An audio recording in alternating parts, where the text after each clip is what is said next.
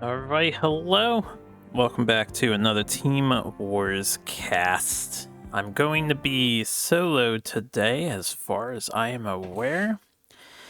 We're doing a cast early in the morning. This was a little impromptu. It was very impromptu, but I wanted to try and be courteous to all sorts of schedules going on. And this sort of triple split of the cast works out really quite nicely. I do think the 3 sets is a bit, can go on for too long if we do 3 sets in a day for the 2 casters that normally join me, so I like to alleviate that burden just a little bit. So we'll be casting 1 set today. For the week 4 games, we're on week 4 of Team Wars, almost halfway through. And yeah, I think we'll get started here. We're gonna load in with who is playing today. We have the eggs of Shkizolanos Tomosi, and we have Songha SquarePants facing down. So just to keep everyone up to date, the eggs, or Teos as I like to call them, have Captain Lolly, with Sun, Zohan, Cranky Panda, and Kieran rounding out the squad. On Songhai SquarePants side, we have Captain Illis, with Top Deck Timmy Peep Peep Poo, Rockin' Sinbred, and Mad Mac. So those are the 2 teams. Let me take a look here at something. I think both these teams fairly evenly matched at this point in time. So very close in score. I don't know what their rapport is with each other, but hopefully they have a positive rapport, as everyone should in this community. So we're just going to get straight into the games. We have a decently lengthy set here, but I don't want to spoil anything, which is one of the reasons why we're covering it. The other reason is there's tournaments happening on Friday and Saturday. We have some new Duelist 2 tournaments. If you haven't signed up yet, I'm going to advertise them both real quick. First, Friday, every Friday, Fates Flash Archon, 7 p.m. Eastern. You need to sign up about a half hour beforehand, so if you're interested in doing that, I recommend it. It's a good way to get your feet wet in the tournament scene. And it's a very consistent tournament. Happens every week. It's kind of like a Friday Night Magic, so it's also... how do I want to word it? It's nice. It's kind of like a cozy tournament event, you know? I don't know if you need to feel as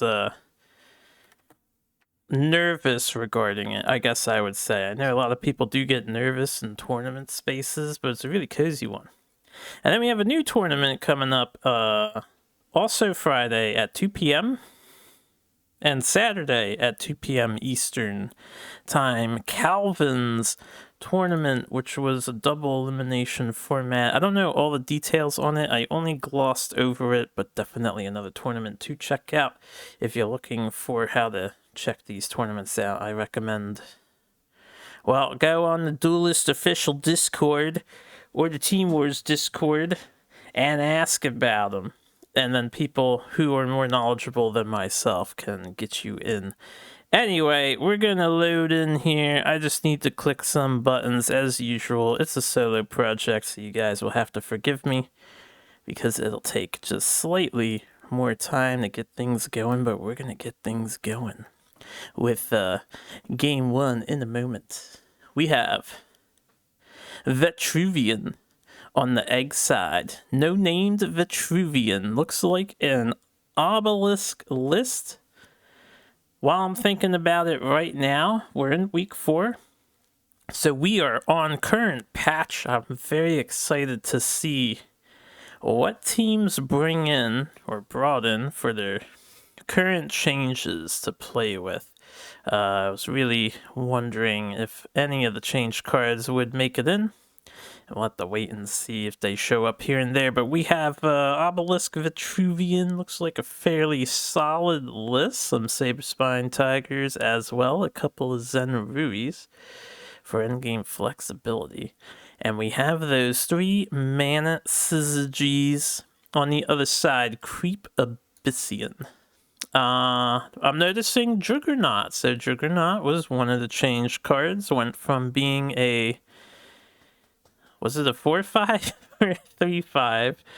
I think it was a 3/5? 3/5, 4/5? Well, now it's a 4/4, but the main change is if he hits a general, he puts a creep tile down. So not only minions, but he's a little more efficient at placing creep, but he's slightly less sturdy. So I'm interested to see how that pans out for the Abyssian side. We're gonna load the game in here and get started. It is Kieran versus Illis. Kieran on Teos' side, Illis on Songha Squarepants. It's not a bad starting hand for Kieran. I can see them maybe, pitching that to fish for something better. Pitching the second wish. On Illis' side, probably want to ditch the Revenant. Ditch the Void Pulse, and yeah, probably those things. Looking for some slightly better early game that's not just Healing Mystic.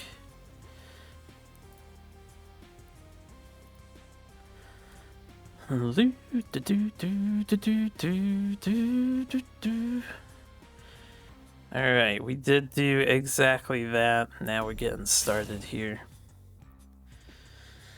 Primus Fist opener on the diagonal. Classic. Turn 2. Minion play. While we get started with the match, I don't expect too much deviation. So, Vitruvian versus Abyssian, it's probably... It's a hard matchup to decipher, I guess, in general. I'm not sure which faction would have the upper hand on the other one. I feel like when I play Vet on ladder, and of course there's a lot of Abyssians on ladder, as an Obelisk Vet player, mostly, I don't mind fighting the Abyssian, but I also make use of Mirage Masters to copy Shadow Dancers if they get carried away, or Spectral Revenants. We don't have that in this Vitruvian list. I think this Vitruvian list being mostly Dervish, but lacking ways to deal with powerful endgame, because we have Zenrui for the late curve, or the highest curve is Zenrui at 5, and then we have Saberspine Tiger plus Syzygy, I suppose. You can do 5 damage out of hand to things at most.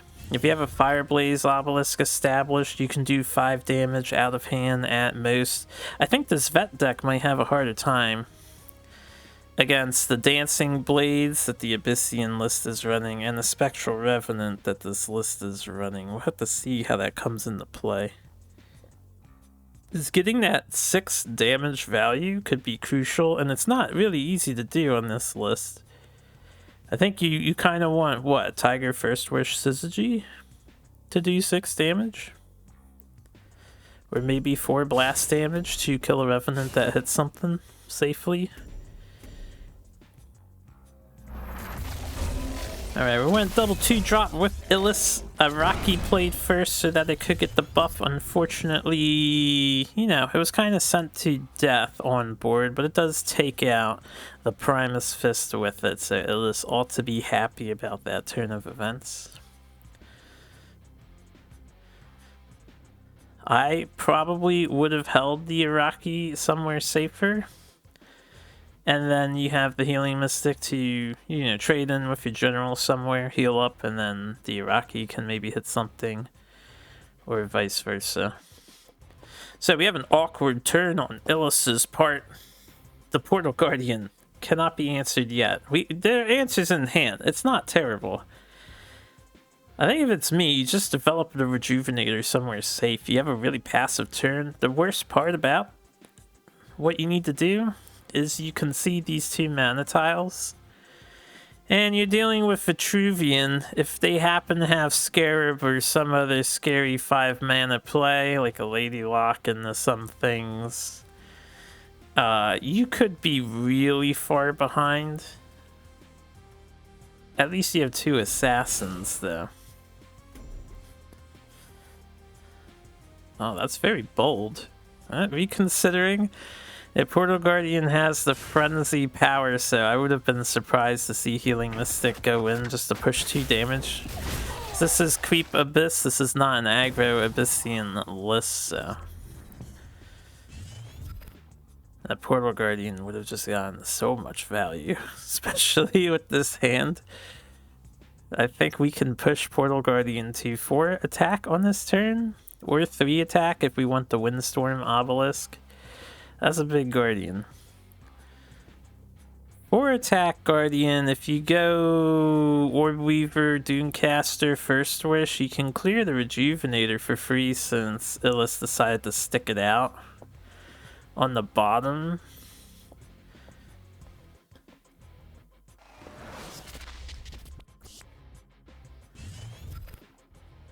Alright, fishing for cards first, which means the Orb Weaver Doomcaster play is much more likely to happen than just the Windstorm Obelisk. Because I feel like if you were going to play the Windstorm and the 2 minions, you probably wouldn't have casted the First Wish alongside it. We are doing this play though. This is pretty strong. It gives you a reasonable board. So Illis, in response, we can assassinate Portal Guardian and feel decent about ourselves. You can also get rid of 2 of the minions and you're left with an opposing 3/4. It's not horrible. You could also save the assassin for next turn if you want to do a double assassin play and slow roll a Juggernaut.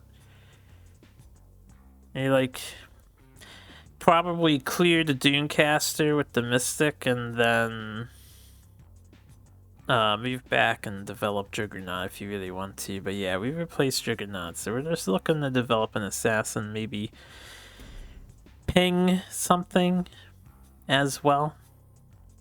I don't know what you would ping in advance. Do you ping the 3/4? Orb Weaver? Quite possibly. I do think to keep up with this kind of development that Kieran has done, you probably want to play the Blood Tier instead of holding on to it.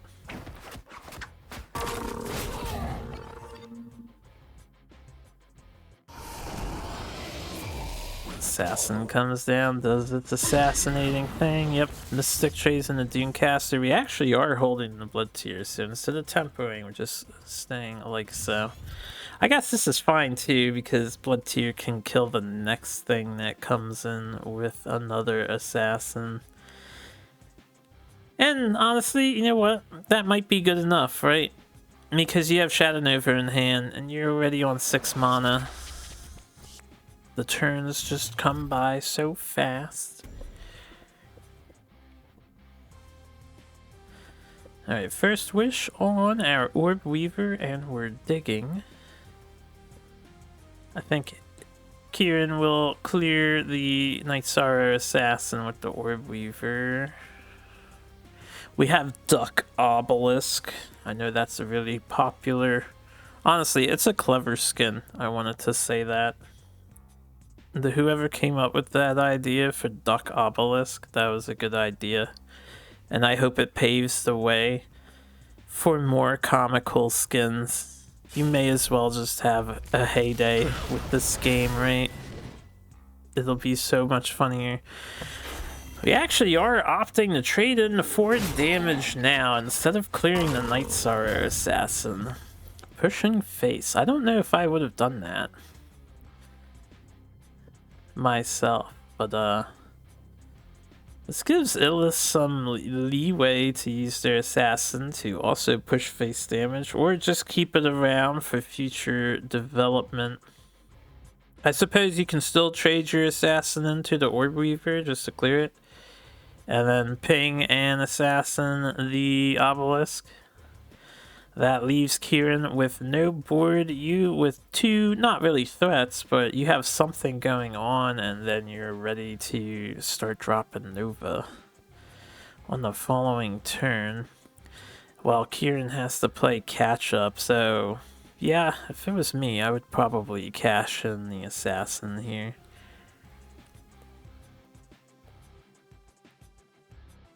Could also ignore the Orb Reaver if you don't care. Let's just go face with your assassin. I don't think that's very good. Probably wouldn't recommend doing that. I haven't looked at the other possible options. You know, you could do a 2-2 play, develop Araki and Mystic and stuff, but yeah, I was so focused on this play, and this is the line of play we're seeing. It makes the most sense. You don't want the obelisk to generate any value. You get a semi-surround on your opponent.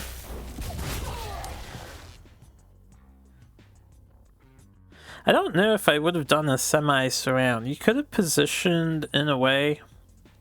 You could have been on like the corner of the vet player and played your blood tier also on the corner if you don't fear Star's Fury,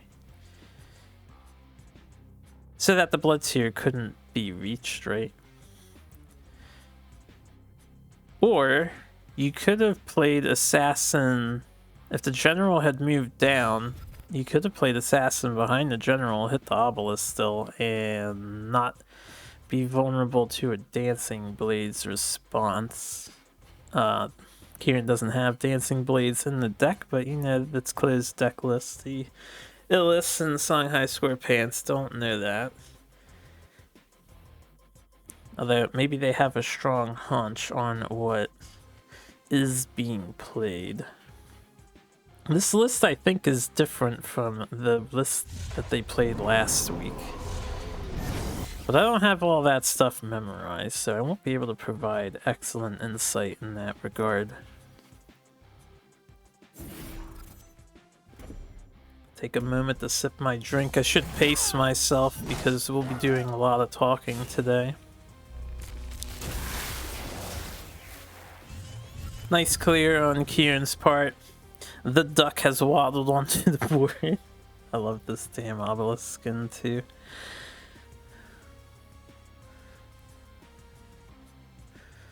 Hand is not ideal for Kieran though.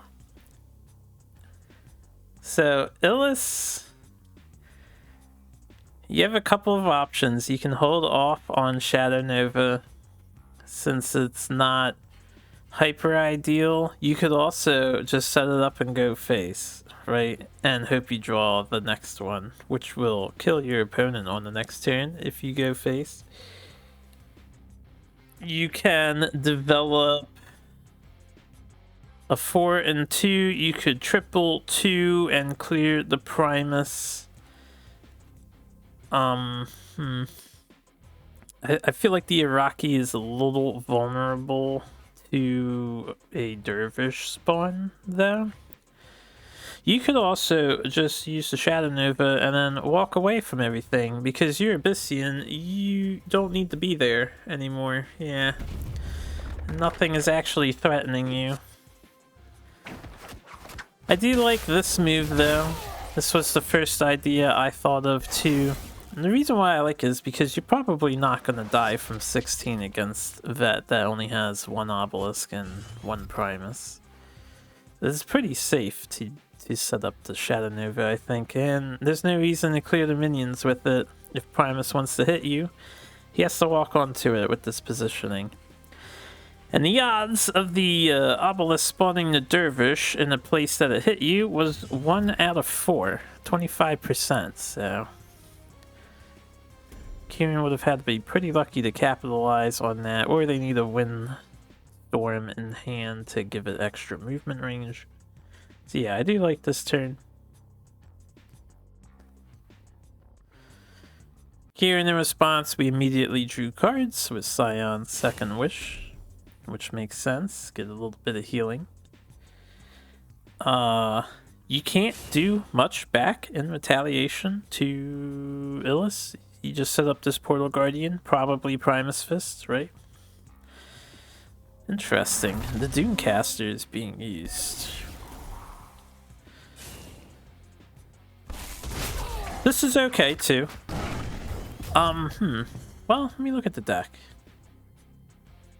Oh, we got second Shadow Nova and Void Pulse, so never mind, it's all over. Yeah, I was gonna share the thought. I don't know if I would have played Doomcaster there, because realistically, since you moved right towards your obelisk at the end, your opponent is playing Abyssian, Creep Abyss, they're just gonna walk left, and they don't have to worry about that Doomcaster. I feel like Primus Threat put on more pressure to them than the Doomcaster play, but that's alright. Well done by Illis. Going into game 2, Teos needs to send something in to deal with Abyssian. They're sending in the Spellhai. I can't really do that spell with the Z sound very well. Alright, I don't have too much commentary to say to this list. Spellhai, very powerful. Its performance in Team Wars is undeniably high compared to other decks. Songhai has a very strong record currently. This is about as standard Spellhai as you can possibly be. All three ofs, everything looking pretty good. I just need to load the game up, and then we can get into watching what happens here. So we have Zohan piloting Spellhai on the right. You know, I'll say honestly, Zohan, if you listen to this later in the future, I hope you bring your crazy Songhai list at some point. The like OTK thing. I know it's not very consistent, so winning multiple games with it in a row wouldn't be likely, but it'd be funny as hell. And maybe you're trying to win Team Wars, so I don't suspect we'll see, whatever it's called. Can't remember the spell's name at the moment. Viewers, yeah, decoy. Hey, it's all good, this gets uploaded later. And time-wise, it's just a really good time to get a cast going. I'm wide awake now, I've got time to do it. And we can get it out of the way for a stronger cast later, hopefully. Alright, Illis, Dream Opener for Abyss. We've got our Iraqi guy. We're very happy to see Iraqi guy. Interesting. Alright, we're playing around Tuskboar. It's because we're fighting Songhai. It's a little bittersweet to see you sort of have to, right? So I understand, I get it. It doesn't play around 2-drop into Boar though, or 1-drop into Boar. The reason why this is bittersweet is because Abyssian has 0 means of moving their Iraqi. Granted, they have demonic lore, so you can bring stuff to your Iraqi. I guess it's not all doom and gloom. So Han sees Iraqi, raises 2 Heartseekers. Pretty good. Ends turn, moves 2 forward.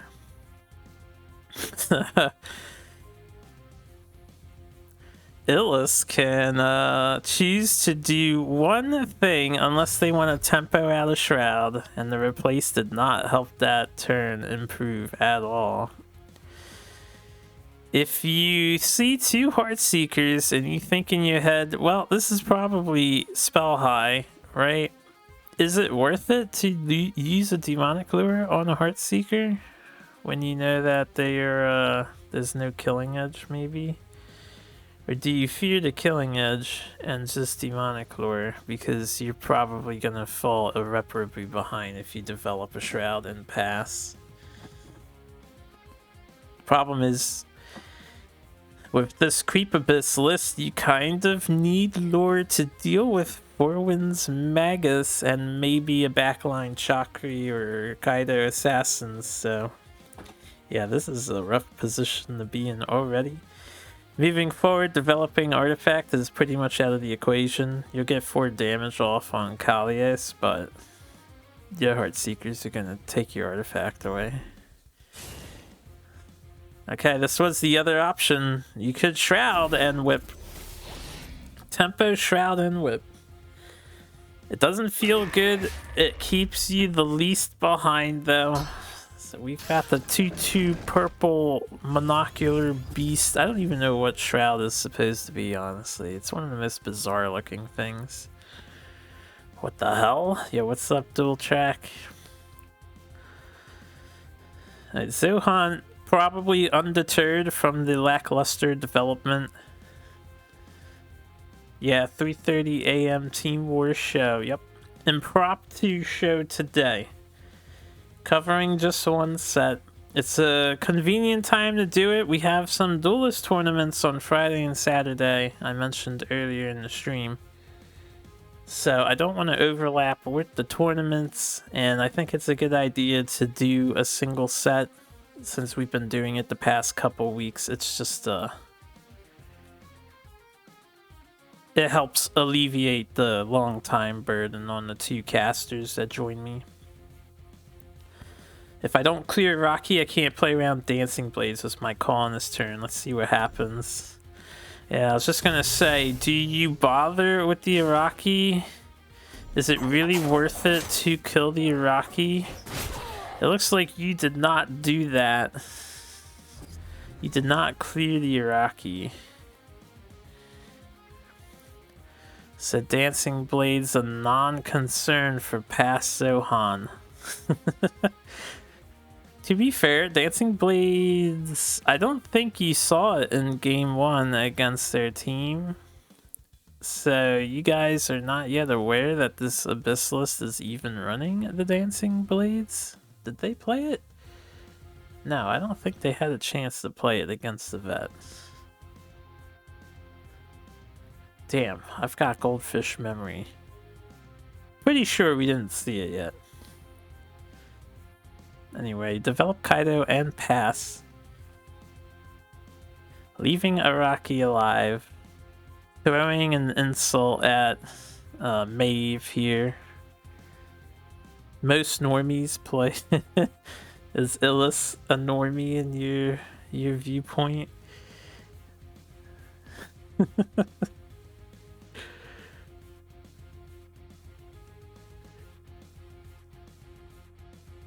Alright, we are thinking... I think Dancing Blade is the way to go. I wouldn't do anything else personally. Yeah. The heal is a waste at the moment. Healing so precious against Songhai, and setting up the artifact is still not good. Dancing Blades is in a relevant position to maybe assist. Unfortunately, Araki is kind of just dead in the water. I don't think Zohan still doesn't care about it. Or I think Zohan still wouldn't care about it. We're looking to replace the Saberspine seal.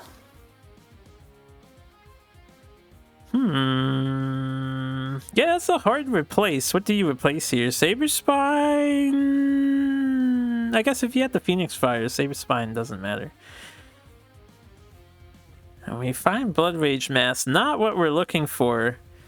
We have a pretty double Araki Phoenix Fire development play, but do we sack the Kaido? Or yeah, I guess we sack the Kaido. You could punch face. Don't judge you too harshly for this Chakri position or your general positioning on the next turn. Me, personally? No, I won't judge you too harshly. How bad could this Chakri positioning possibly be? Right? Oh. I mean, I thought for sure, yeah, we just put it next to the Chakri? No? We're just gonna donate it to Maeve. That's okay. It's not terrible, right? So you're taking a gamble. Do they have Spectral Blade or no? And if you want to play around Grasp of Agony, I understand. Yeah, you just mentioned you want to play around Grasp. You can't play around everything. You gotta place your bet on what they have. I guess since we brought up Grasp of Agony, I know it's a popular topic in past Team Wars casts, but a card so notorious because it's so powerful, but it can be played around pretty well, to the point that everyone respects it, so you can choose to not run it in your deck, and your opponent will still respect the fact that you might have it. That's how powerful Grasp of Agony is. Wonder if they'll ever do some sort of Magic the Gathering style cards where you can like pull in cards that aren't even in your deck. Like add such and such from your collection to your hand. That would be wicked. I guess they already do that with Sojourner. You just don't have agency. I would have hit face with Kaido Assassin if it was me on the previous turn. That's the only thing I would have done differently. I also would have played into the Grasp of Agony.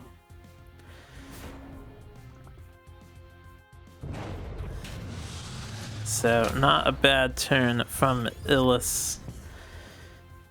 They're nice, they're healthy. The positioning is questionable in most circumstances, but I understand. Chakri Avatar is so terrifying of a 2-drop. You're willing to throw away your Araki Headhunter for the chance to not get punched by it. That, like, only Chakri Avatar demands that respect. Every other minion, you would have put that Araki somewhere safe.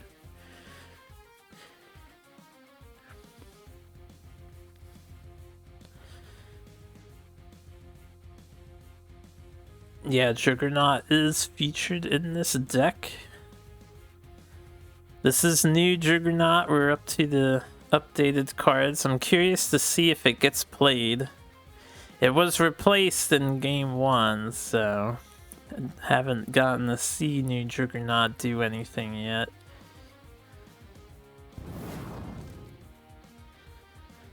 I see. I do understand that sentiment too. Zohan mentioning leaving Kaido in the corner means Dancing Blades has to go chase it and will keep it out of the game longer so he can buy time. I do understand that logic as well. Keep the Dancing Blades slightly further away. You know, you told me that, Zohan, but then instead of staying out of range of Dancing Blades, you moved into range of Dancing Blades. Is this that? But then I do this. Is this what you were talking about? Alright, I'm going against their own logic here. I like it. The bold move. Yeah, Illis must be so confused by this positioning, right? It's like, he walked into Dancing Blades. What does this mean?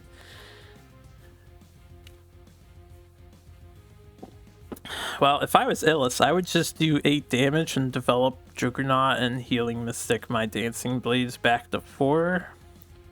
Since we have no way of reaching the Chakri Avatar, right? You may as well just smork it up. Conflicting statements. Conflicting action, right? That's really funny though. That's a pretty dangerous position that you've chosen. Oh, come on, double Juggernaut, Illis. You have to play it now. That's the new card, right? There's no way we don't develop a Juggernaut and try it out. It hit the board. Holy crap. I'm a little surprised that we're donating Juggernaut to the Araki guy. I would have put Juggernaut behind the Songhai General. I don't see a reason to donate the creature. You know, make the Songhai work to kill it if he needs to do board clearing on this turn. So you had 23 HP. They do have a full hand. They have a Chakri on board at 4 damage. the most spells that could be cast right now is 10. So you could probably take lethal if they had Heaven's Eclipse and all the Mana Vortexes and Saberspine Seals and Phoenix Fires, you might die, I guess. This positioning, I guess, cuts off Zohan, though, from really walking away from the Dancing Blades, so it's not horrible. Maybe. You could, yeah. 7 mana, 6 cards in hand, and a Chakri that's got 3 buffs already. You might be dead.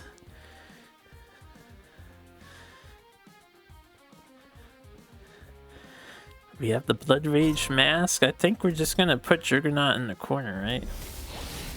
Oh, we didn't even put him in the corner. Oh, Chakri clearing Dancing Blades. You love to see it. Never go face. And then the Saberspine on the Mystic. You gotta hand it to Illis. Dodged a lot of damage here. They could have taken 11, 12, 13, 14. They could have taken 14 face damage, but instead they took 3 pings. This felt off really bad. Sometimes you gotta do what you gotta do, right? You are low yourself. And it is 7 mana time. Alright, looking at Illis's options. I think our options are 100% we assassinate the scary Chakri Beast. And then since we replace into Rejuvenator, we play Rejuvenator and then punch a charge off the artifact, or maybe we don't even punch if you're that scared for your health.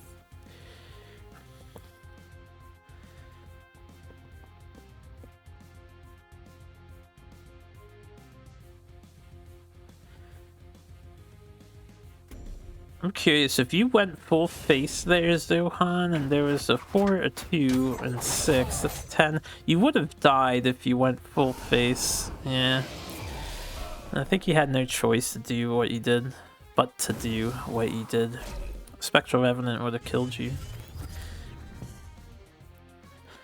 So yeah, Assassin and Rejuve. Assassin could have been played after Rejuve to the right of Kalios to block the 2-3 from hitting your face. But I suppose 21 HP and only 4 cards in hand this time, you're a lot safer from dying. So maybe it doesn't matter too much. The other advantage of putting Assassin to the right, though, it doesn't get backstabbed still, and Zohan can't run away from your Juggernaut like he's about to do without a spell cast. So I think I would have moved the Assassin to the right, but that's okay.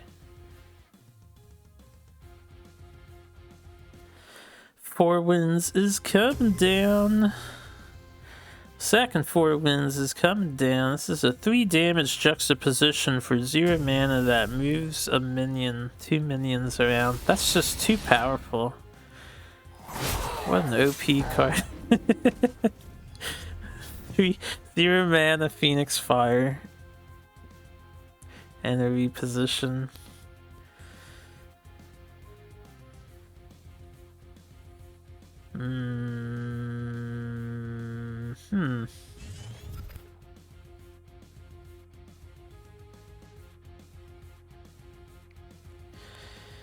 Alright, Illis has their choice of 7 drop. I think in an ideal world you probably Nova, right? Because you do face damage, it sets up a Revenant lethal.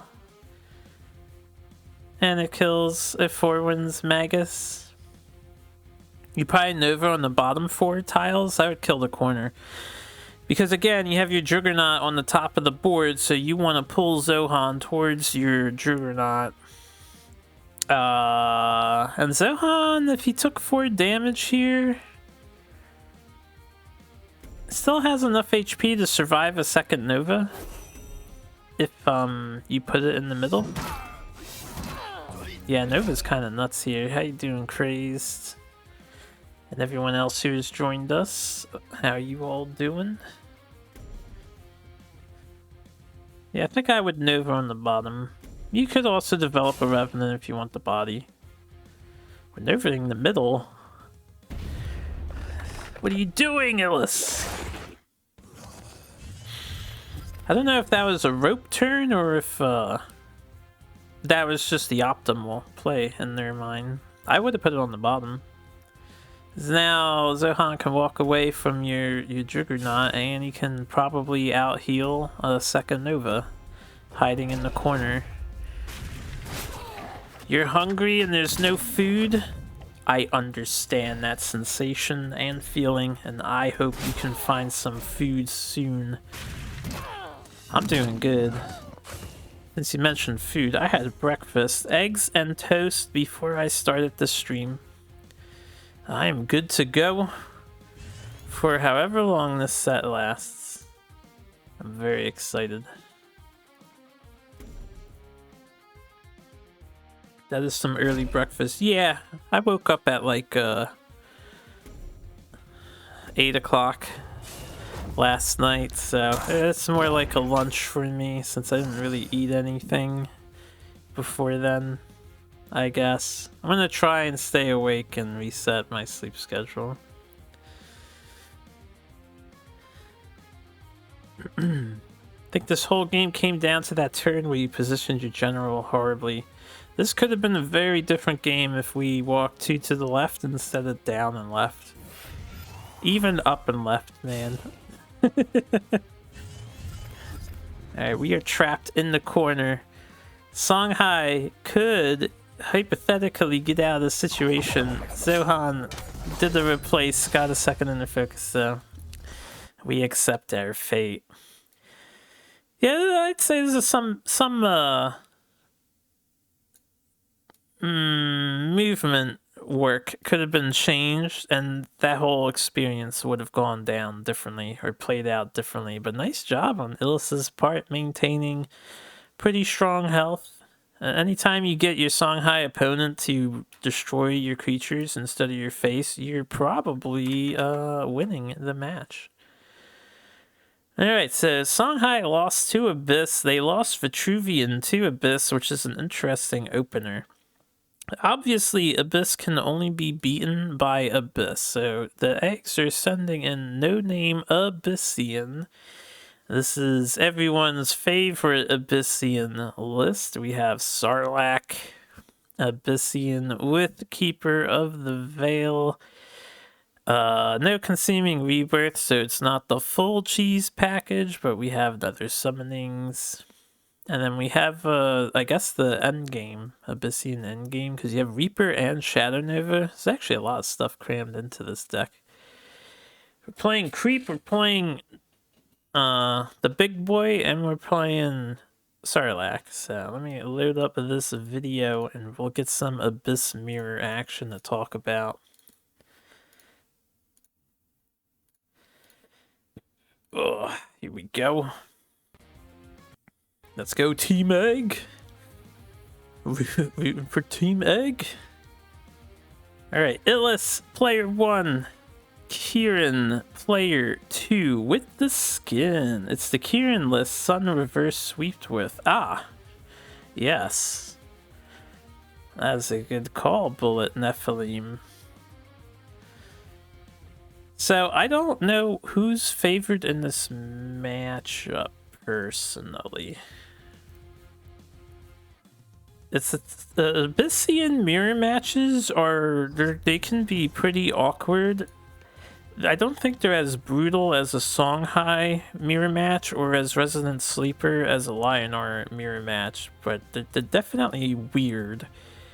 They can be swingy, I think, depending on who gets what going. Have I seen the Vanar Jax mirror? Well, yeah, I've seen plenty of Vanar Jax mirrors. I feel like Abyss is favored in this matchup. Unfortunately for Abyss, they just don't have what it takes to beat Abyss. This matchup is so bizarre to me because all Abyssian lists play essentially the same 9 2-drops, which is Blood Tear Alchemist, Ephemeral Shroud, and Healing Mystic. Then you can splash in Arakis or Crawlers here and there. And then you have the same mid-game of Nightstar Assassins, right? Then your end game differs, or your late mid game to end game is where the lists change. So it's like really a mirror match, and it's so weird because none of those minions I just mentioned gain advantage over other minions. It comes down to just having better board development, but they don't really develop board, right? Hey, sometimes you play Flameblood. I don't think we've seen too much Flameblood action in Team Wars yet. Flameblood is not a very popular Team Wars choice.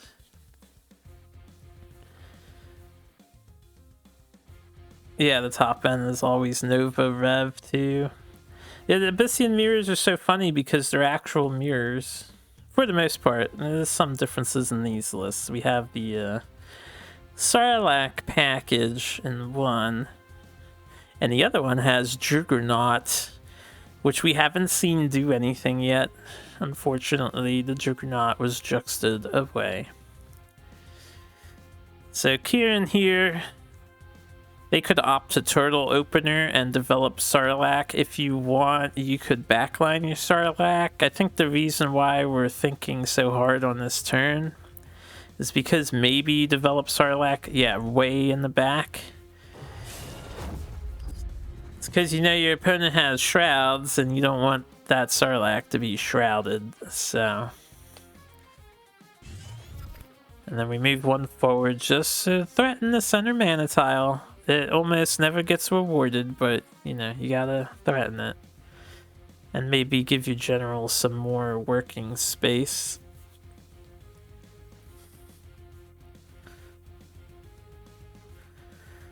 And then Illis. We're dealing with a Sarlacc.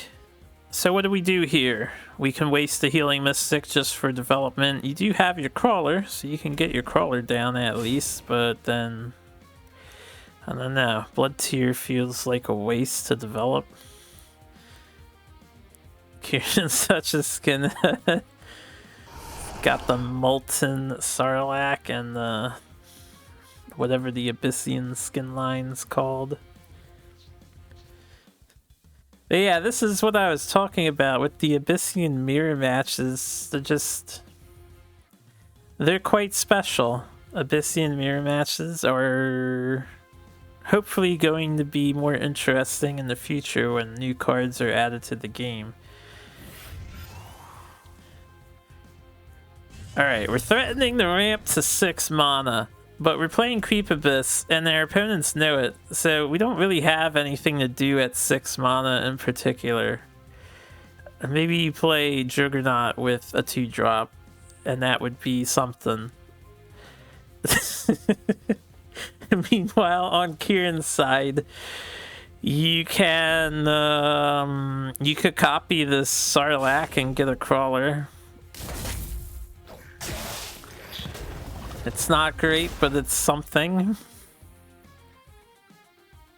You could whip Araki and punch it in the face and then Healing Mystic off the damage. That's also an option. I think I would go for that option. Stop the Araki from getting too big. Kieran is backing off quite hard. I'm a little surprised by that. Actually going with the Nether Summoning development. It's kind of a weak Nether Summoning, but I don't mind it. Kieran's basically saying you can't really deal with Sarlacc outside of your shrouds, so you probably can't do anything about this. And it's a good call to make, as we can see in Illis's hand. They can't do anything about anything. You can Blood Tear the Abyssal Crawler and Blood Tear the enemy general's face. And then sit there and twiddle your thumbs. Of course, we want to replace something, but what do you replace? If you're dealing with Sarlacc, I would... it's tough because you're dealing with Abyss too, right? I know that a lot of Abyssian players, you want to keep your Shadow Nova. One of the concepts in this mirror match is the first person to Shadow Nova has a major disadvantage because the second person can cover it up entirely, which severely weakens the power of your next two Shadow Novas to the point that they probably won't kill by themselves. But in the Sarlacc matchup, I feel like I would keep Spectral Revenant and replace the Nova. Because punching Sarlacc with Spectral Revenant is quite fun. We did replace into a Shroud though. Sick replace. Is that a misplay?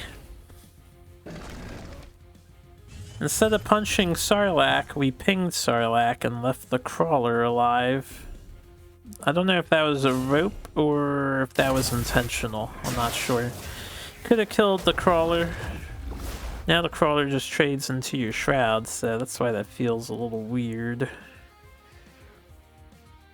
Araki is getting quite large though.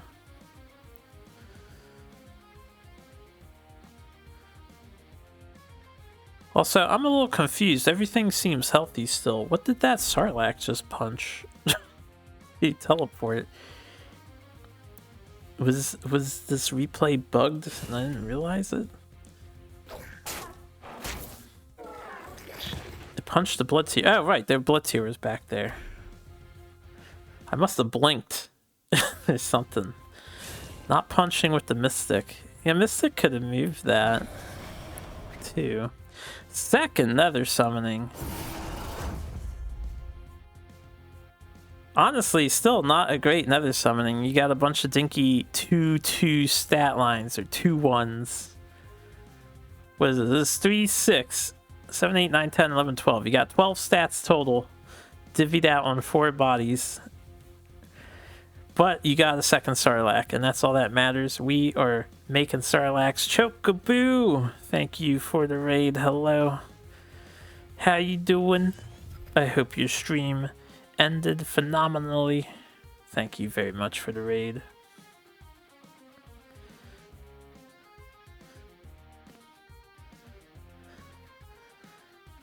So you can dispel another Sarlacc. We have our Shroud number 2. You can clear pretty much everything with Sarlacc and Blood Tear. And then save the mana tile to ramp, maybe? But your Araki is not getting closer to cashing in their damage. I think I would move the Araki in on this turn. Because if you don't move it in on this turn, then you're risking it to all the 7 mana plays, right? You can ping that, yep.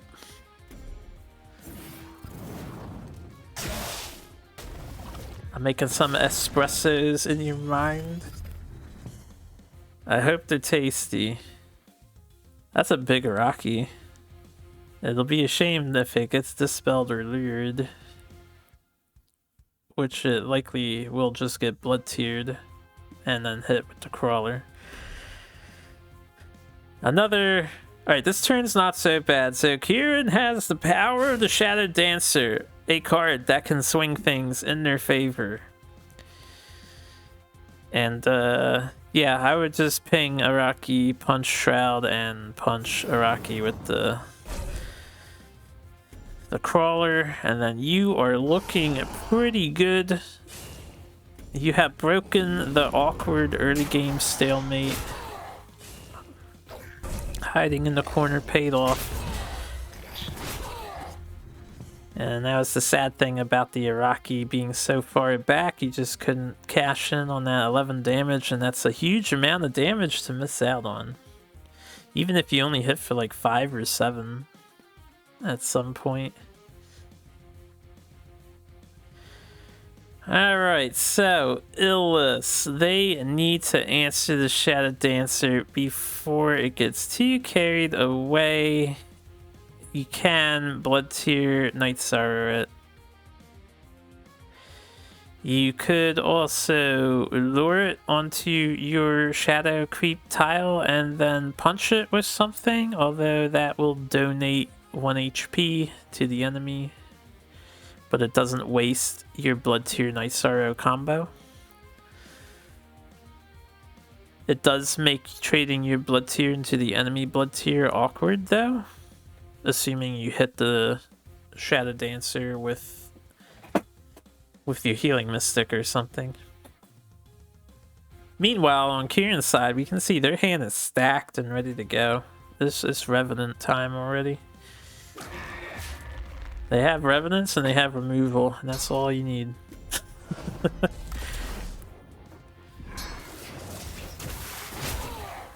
Alright, using the Blood Tier to trade and then the Blood Tier's effect to ping the other Blood Tier. This line of play saves you 1 HP from the other one I had thought of. It doesn't really help you develop a strong position though. So you're just gonna get a Revenant with the really neat looking Revenant skin. Actually, I like the colors on Revenant here. He looks like a ghoul or something.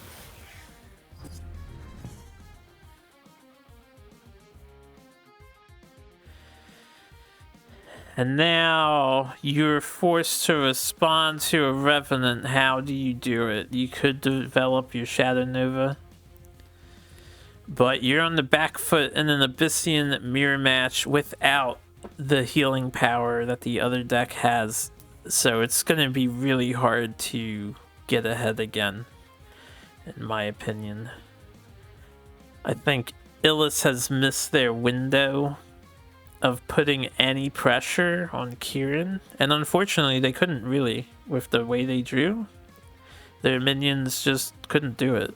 It was too reactive of a hand, and the 2 drops are too underwhelming. So Kieran's deck definitely looks stronger in the late game, with the additions of Shadow Watcher and or Dancer and Keeper of the Veil and whatnot. Not to mention the Sarlacc spiel.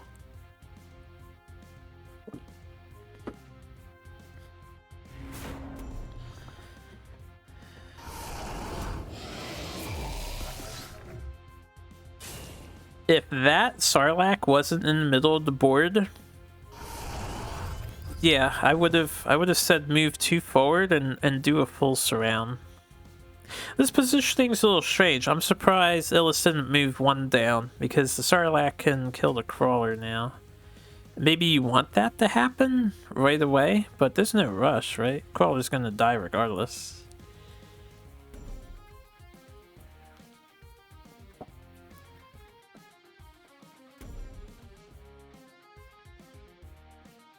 And walking 2 down just means you can't reach Kieran on the following turn if you somehow swing this in your favor.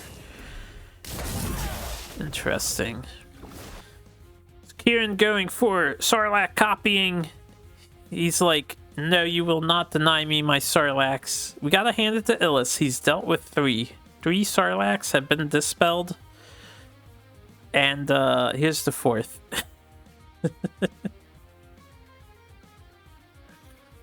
Gotta keep the Sarlacc train going. It's how my deck works, and I will have Sarlacc. I didn't see where this lure went. That makes sense. Onto the spikes, yep.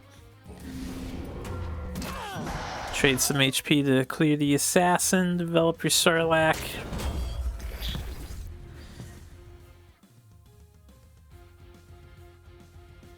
Pretty good turn.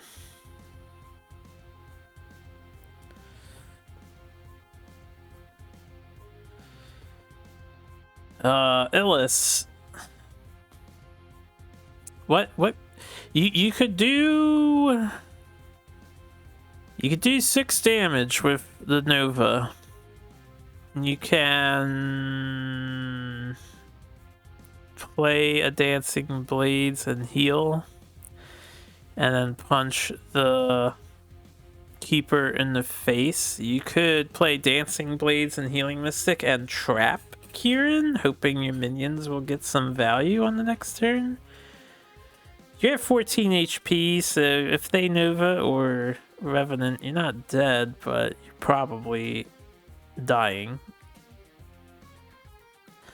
Yeah, I don't know how Illis can come back from this. They have a major hand disadvantage, as well as a health disadvantage in the mirror match, where everything Kieran does afterwards is going to just feel stronger than what Illis does initially. Looks like we're going with the Mystic Blades play.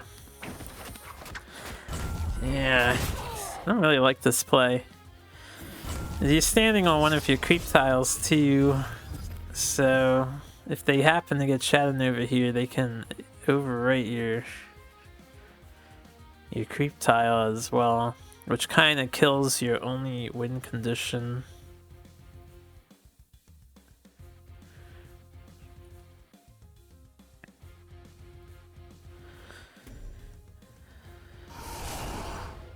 Yeah, so there is another Sarlacc. Right, the other Sarlacc wasn't dealt with. Okay, this reminded me. I'm gonna fix it in a minute, because I didn't notice it right away, but a Keeper bug did happen. There's an invisible Sarlacc over there. It's getting killed now.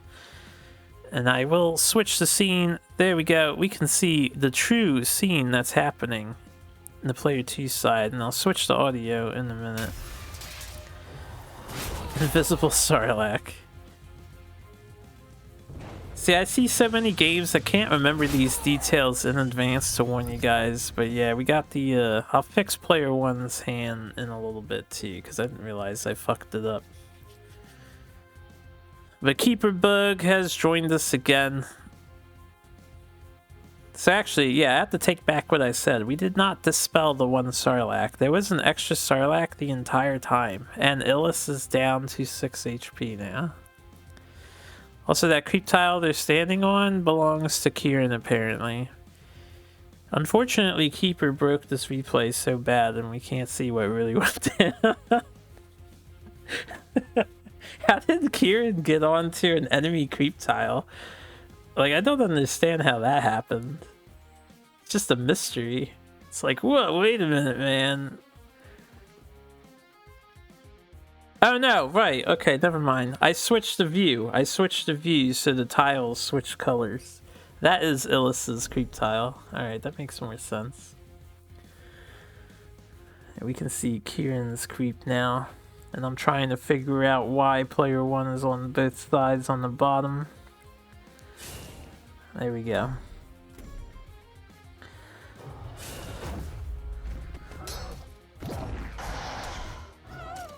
Yeah, unfortunately, Illis doesn't have anything to answer in pending Revenant, so you just die to Revenant if it happens. This is still not over. It is over. Yeah, Abyssian mirror match, once you fall behind...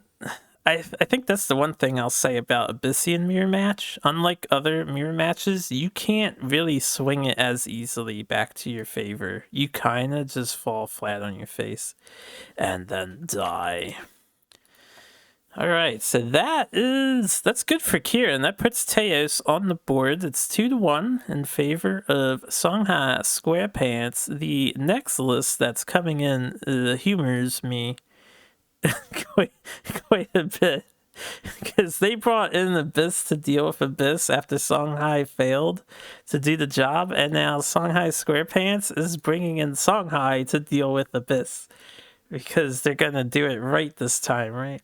So we have basic bitch spell high, and yeah, this list looks identical to the one that was just on. Actually, I kind of want to compare the two, just out of curiosity. They bring exact identical lists. Let me take a peek here. It is 100% identical. So, yeah, spell high. I'll load up the game. We'll get in spell high. Very polarizing list to talk about. Very sophisticated list to pilot. Well, 100% identical. Yep. It would have been funny if both of these lists played each other. I'm not sure we've seen a 100% mirror match yet on Team Wars.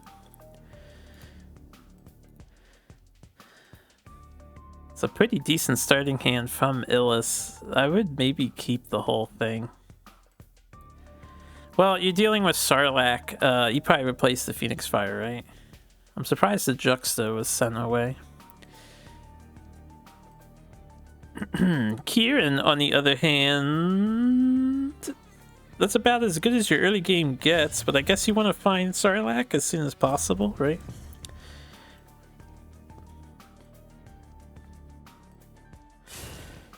Alright, Kaido Assassin Opener.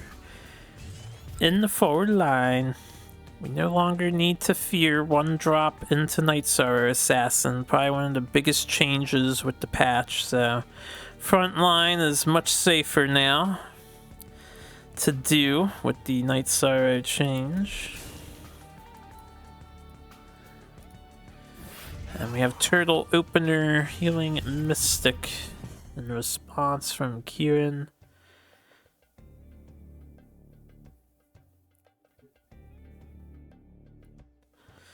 Oh, Illis can get pretty far ahead here, right? You just do 3 and 2. Just Tuskboar, Healing Mystic, and develop Lantern Fox. If you really want to be cheeky, you can inner focus the Fox and get a fire right away. People just concede if Blood Tier Night Sorrow turn 2. Really? Two cards to kill your one thing and they concede? That's not even that bad of a turn 2 response. I mean, for the person who's getting hit with it, it's not that big of a deal.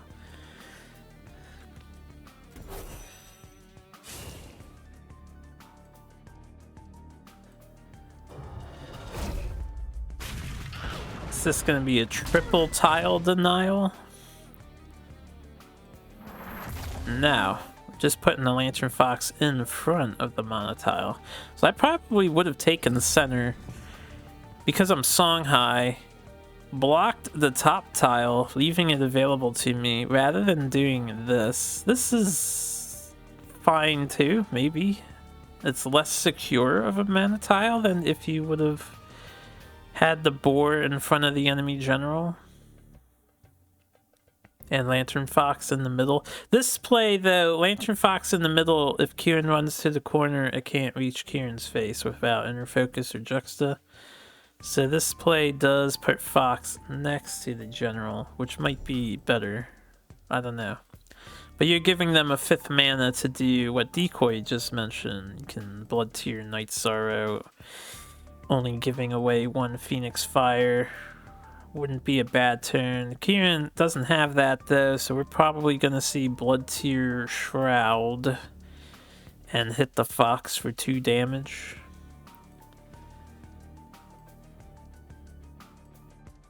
And then sacrifice the Blood Tier.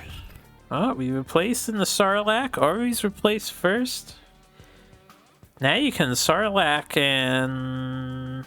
that's tough. Do you develop Sarlacc now? And take 3? You could take 3 and develop Sarlacc now. Plays Portal in range of Minion plus Shroud though.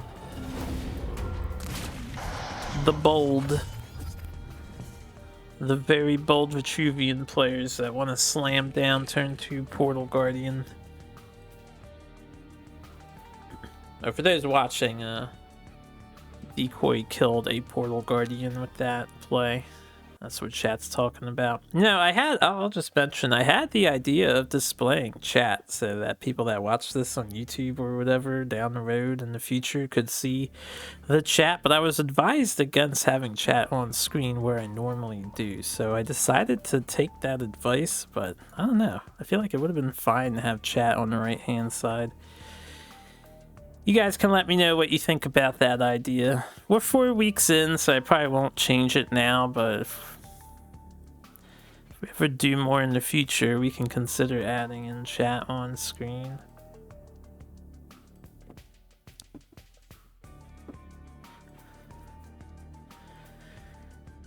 If I was Illis, you can just set up 4 wins to do some fat DPS next turn, or you can set up your mask, whichever you prefer. 4 wins probably better. Huh. A little surprised we're using an inner focus to kill the Shroud. I don't know if I would have done that. I probably would not have hit the General with my General's face. I probably would have just hit the Shroud with my General, kept Kaido Assassin back more. Maybe have chat in the playoffs? Yeah, I could do it for like the semifinals and the finals.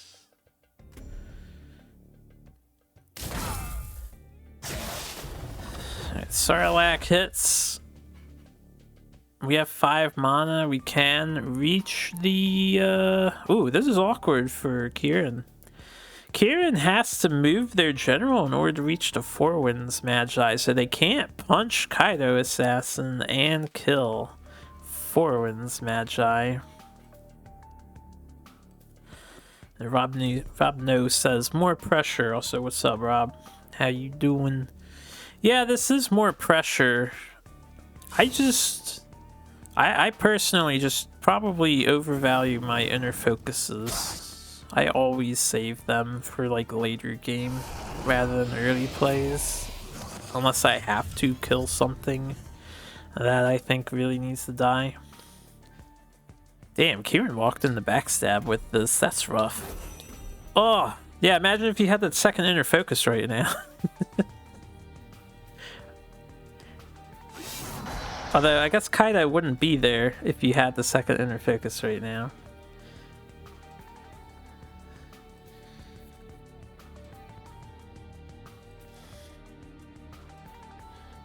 Do you just go all face here? Blood Rage Mask, Phoenix Fire, inner focus Kaido? Ignore the board? So that's 4. This is 6. That'd be 8, 12. 15, 16, 17. It would have been 17 damage. Not quite lethal, but pretty damn close. This is equally disgusting, though. Using the Fox to pick up a Phoenix Fire, and then they drew 2 Phoenix Fires. Damn. Wait, Kirin's in trouble here. They're lucky they have 2 Void Pulses, but holy damn. That's rough. You can't clear the mask unless you leave the minions alive. Can he clear the mask and both minions? Oh yeah, wait, the mask can be cleared. Never mind, Void Pulse does damage, so he can clear the board with Sarlacc. Hitting face, yeah. Alright, hanging in there, healing for 6. We're hurting, but we're not hopeless.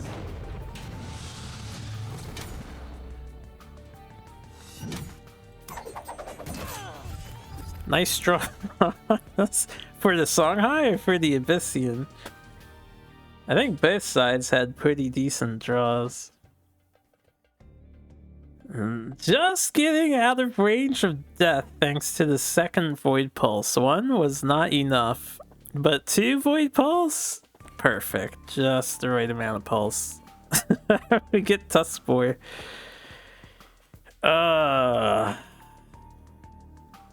So Illis can trade his Fox in the Shroud and go full face.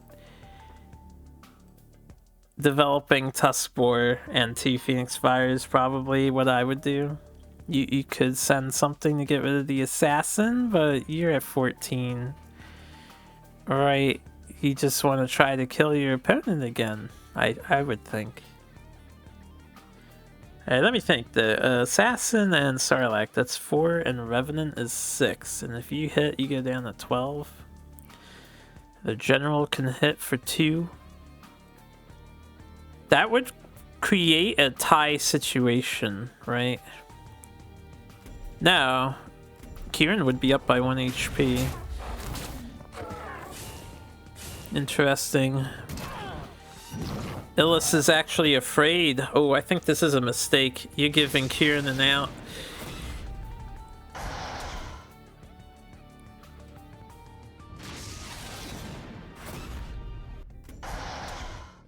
Oh, yeah, we're in top deck mode.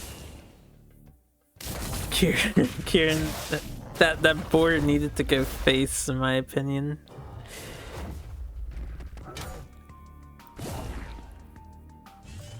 Oh, was this replaced? No, it's not enough. Wow, it's just death. Damn, Kieran just hung on. Ellis can't answer the Spectral Revenant. Those are some fast turns that went by, too. Damn, brutal match. Yeah, I would have gone all in. Because in the worst case of the draw, you know, you get to play it again. But you gave them an out, and then you were relying on a Heaven's Eclipse. I don't think we've seen Heaven's Eclipse yet played, so there are 3 copies in the deck, right? You drew 2 Phoenix Fires, not from Fox, though. And there was one at the start that you had, so I think there were no more Phoenix Fires left. And you ran away, so if you had Saber Spine Seal, you wouldn't be able to reach without like a Boar or Inner Focus minion. They had lethal in the earlier turn with Blood Rage Mask Inner Focus Phoenix Fire instead of Lantern Fox Inner Focus. Or did they have the mana for that?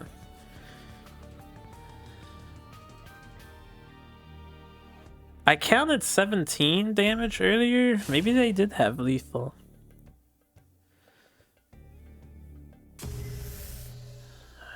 Alright, Illis is not giving up. We're doing the 4 winds protecting us, but any removal and it's over. Essentially over. He still has 3 HP. Shadow Dancers, though, with the Ritual Banishing.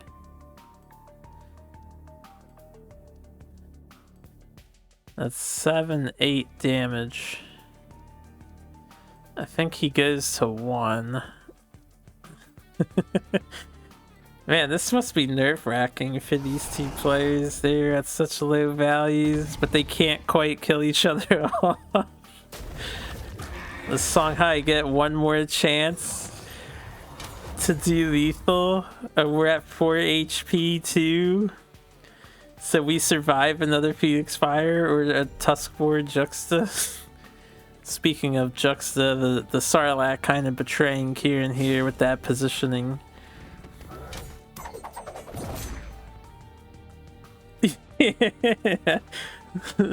My thoughts exactly, Sohan. That Sarlacc is rather unfortunate. It's like, oh damn, I can be reached. If that mask turns into a Tuskboar, damn, it was a wild match. Replacing the Spiral now. They do not have Spiral. There's no Spiral to find in this deck. The all 3 of Spellhigh, no Spirals. Wow. Did they replace? They didn't replace. I didn't see Mask get replaced. Aw, that's sad. There was a chance Illis could have won. They needed to replace into a Boar, right? Because they had an Inner Focus. Or was I wrong about that? I don't know. Maybe they were dead.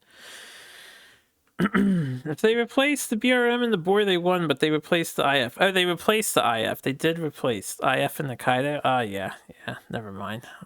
Sad and brutal match, though. Very entertaining to watch for us. So, congrats to Kieran.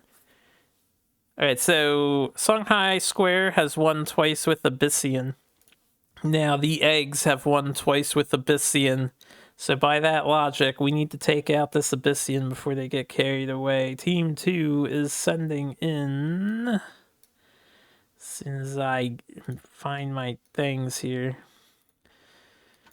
Sending in the Magmar. And we have Patch Combo. I guess named because post-patch change. What did patch change for Magmar Combo? Alright, so I guess I'll talk a little bit about the combo for any newer viewers that tune into this series. Magmar is running the lovingly touted Trilucidator combo, where you take a Lucidator, you flash it, you give it amplification, and then you fractal replicate it. It's 24 damage for 8 mana, 4 cards, known as the Tri-Loop combo. And that is exactly what this deck is designed to do. There are Mirk Blood Devourers in this deck. That's a pretty weird choice. Usually if you're doing combo, you kind of want to stall. And I've heard criticisms from some players about including Lady Lock in Trilucidator combo. Because when you want to play Lady Lock, you're also trying to combo cards with her. So you're kind of playing 2 combos at the same time. I don't mind Lady Lock though, personally. I think if you just do Lady Lock plus Phalanxar, or Lady Lock plus Young Silithar, or Lady Lock plus one other thing, you get 2 provoke minions and you're doing the stalling job while you're building up the combo. But Magmar can't fish for the combos, so, you know, they have to manually draw. We'll see if Mad Mac pulls it off in this game.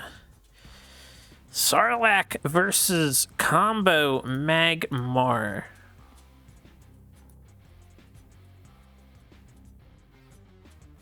Now, Sarlacc, if they get carried away early, they can actually create very awkward positioning, so Trilucidator can't work. If they develop a Shadow Dancer out of range of being dealt with, they can also keep Magmar at bay.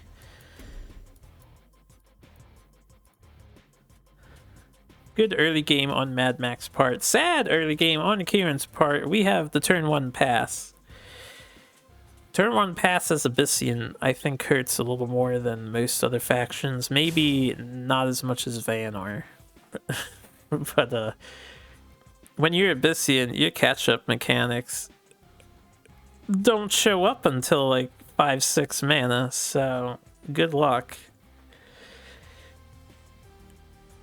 Mad Mac thinking about tempoing Rustcrawler. I like this. You've seen this Kieran deck for a while now, and we have seen that there are no Spectral Blades present, so Rustcrawler may as well come down on turn 1 with Young Silithar in the center tile. Make a Duelist rap album as Young Silithar.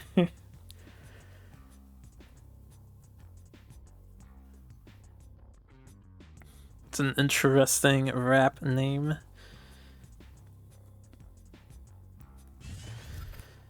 Hey, what do you do if you're Kieran?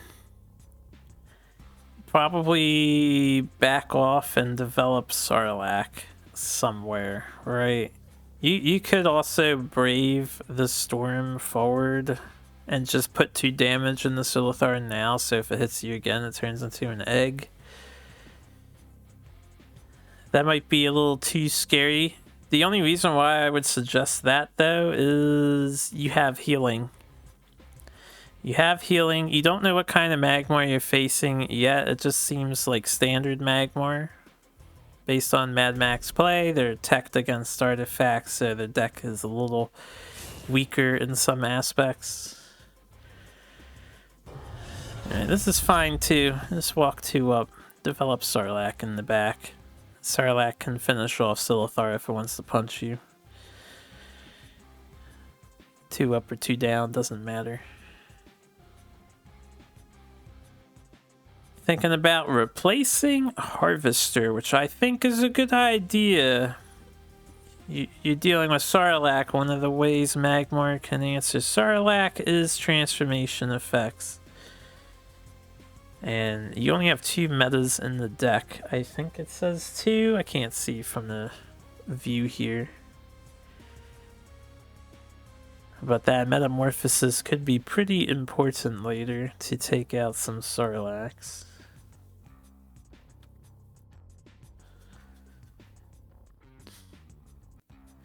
If you get a 2-drop to go for Lady Lock, you feel really good as Mad Mac. If you miss a 2-drop here, ooh, Got a combo piece instead. Yeah, this is the sad part of playing Lady Locke in combo Magmar. You have 12 cards that you don't want to see enter your hand when you want to play Lady Locke. So you can have an awkward turn. Mad Mac decides to just pass. Don't even develop a Lady Locke.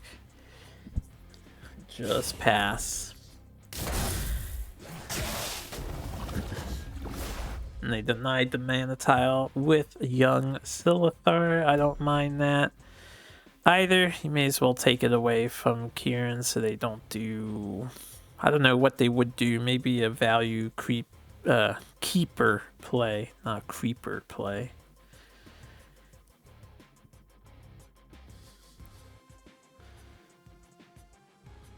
And what do you do here? Can Blood Tier young Silithar? If your spawn was slightly better, you could have Sarlacced and Blood Tiered. I guess Healing Mystic Blood Tier works. Yep.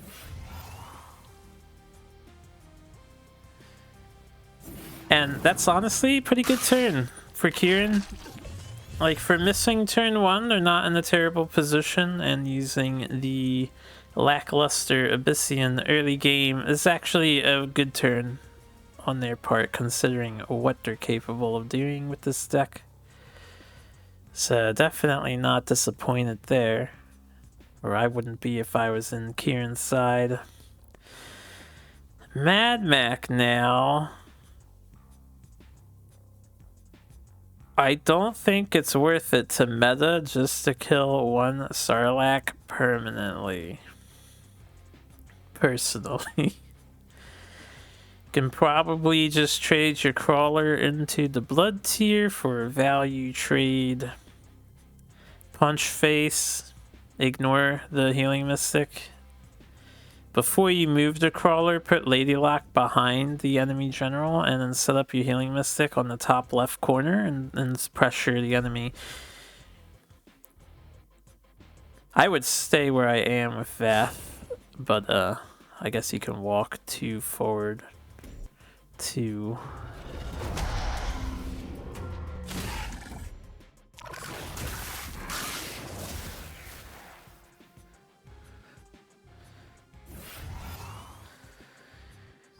Yep.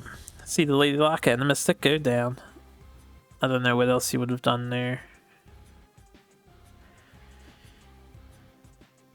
Now, Kieran has a couple of options available to them. And we see Lure added to the pool. You, like, 2 and 3 power, not a huge degree of threat, so you don't need to immediately answer these things. It looks like we're considering a demonic lure, though.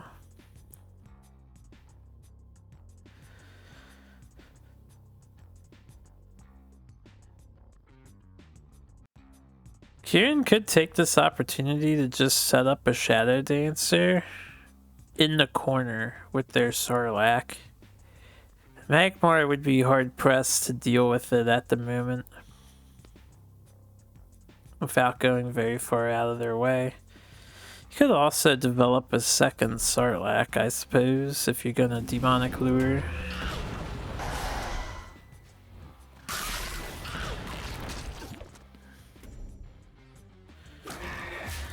Yeah, I don't hate this either. You get some value trades, you deal with the thing, you set up another Sarlacc. The positioning is kind of scary, but I get it. So Sarlacc is played around Macantor hitting your own face, and Sarlacc, of course, getting a value hit. You really left yourself vulnerable, though, to anything Magmar develops. None of your minions are in range. If Vath walks up 1 tile and Lady Locke walks up to above you or something, very risky. You do have a Ritual Banishing in hand, though, and Dispel, so I suppose you're okay. You also have Blood Tier, Night Sorrow, so maybe you're fine doing this, being away from your squad. Mad Mac can... It's not a great Harvester, but still a 5/5 body. You could develop Harvester. You can play Elucidator here and go for an aggro strat of sorts. You might tip your opponent off to what your deck is doing by revealing the Elucidator. He actually ran away. I wouldn't have done that at all. You're fighting the Bystian. Elucidator, I would think, ought to be on the top above Kieran, and you ought to be up to hitting Kieran in the face. Why would you run away? You also? Okay, this could have been cool. Wait, better play. Lady Locke could have moved to above Kieran's general. Cassiva. And then you could have moved Vath up one and then had the Elucidator on the top. In that positioning, the Elucidator would not have been hit by Night Sorrow Assassin. But yeah, you just ran away from Abyss. Abyss loves when you run away. And there's no reason to really do that. You are playing combo deck, so you also just want to buy time, but when you're playing combo deck, you have the luxury of switching to aggro. You don't have to do the full combo.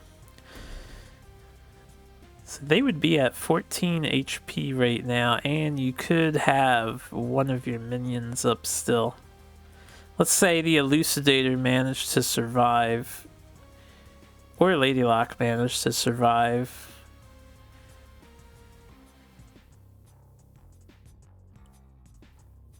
With Amplification and Elucidator in hand, you got 8, 10, 12 damage. You would have been 2 off. Alright, but we're committed to combo now. Nothing wrong with this either. It just gives Kieran potential outs, but you know what your deck's win con is. All we need is a Flash Reincarnation. We have 8 mana next turn, so top decking Flash is a win for Mad Mac. And we haven't seen any yet. Meanwhile, on Kieran's side of things, our Sarlacc can't trade in. You can get a Harvester. Shadow Dancer doesn't really heal you enough. Doesn't really do anything to develop right now. Even if you think your opponent's on combo, Shadow Dancer does nothing. If you think they're just aggro, they didn't stay in your face. Mad Mac's positioning on the past 2 turns would have been a red flag to me. I would know they're on combo, and then I would know I'm probably fucked in the next turn if I don't perfect protect myself. You could perfectly surround yourself, but you don't. Yeah, I'm thinking Ritual Banishing and Nether Summoning and surround yourself with your other 2 minions. Kieran opting to do Shadow Dancer with Lure instead.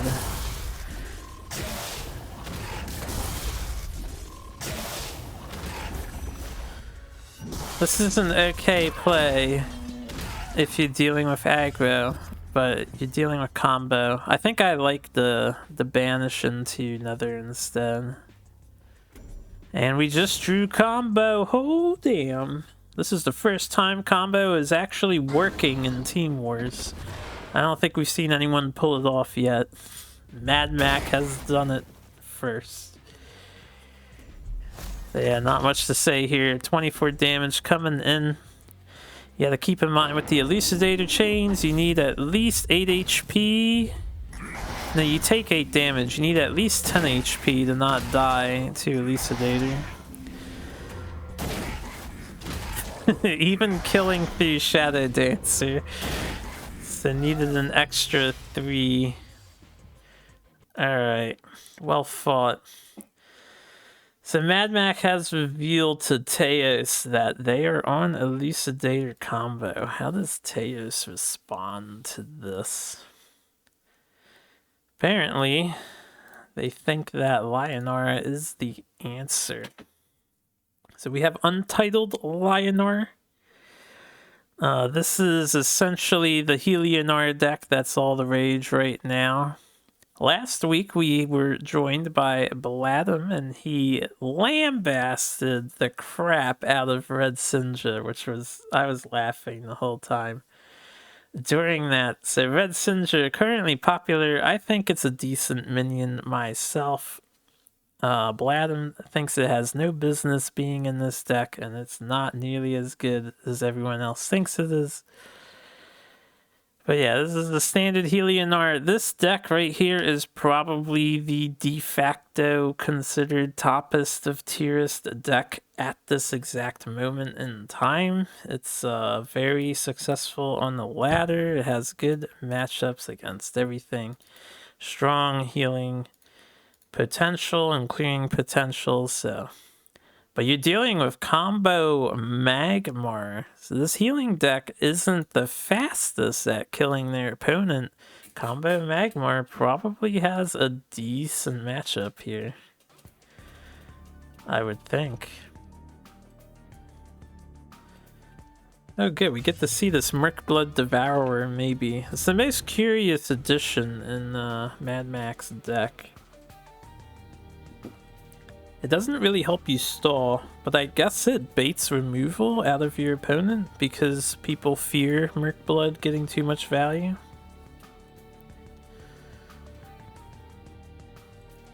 Let's see what happens here.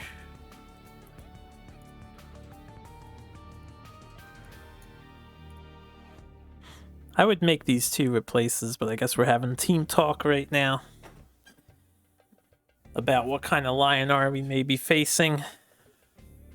I think once you see this Light Chaser, you know immediately you're facing Heliodor, and that's that already revealed. There was an interesting topic, I forget who was talking about it. Someone was mentioning that Light Chaser is kind of underwhelming compared to Azurite Lion, and they thought it's weird that it's so popular right now, when it rarely gets its big payoff compared to just being a wimpy 2-drop. And the other thing that Light Chaser does, which a Lion wouldn't do, is it kind of tells your opponent what you're playing instead of misdirecting them, which is a big deal. If you can figure out what deck you're up against on the first turn or the second turn, you can change your play style accordingly and adapt to it better. Murkblood Lock is the Abracadabra special. Is it really? Does Abracadabra run Murkblood in their deck? I don't even know if I've ever seen them run Murkblood. I haven't been playing as much lately because I'm running this tournament. All my time in Duelist is recording these games so I can bring them to you guys and cast. But I didn't know this was an Abracadabra strat. This is interesting, having two buff minions that work in different ways.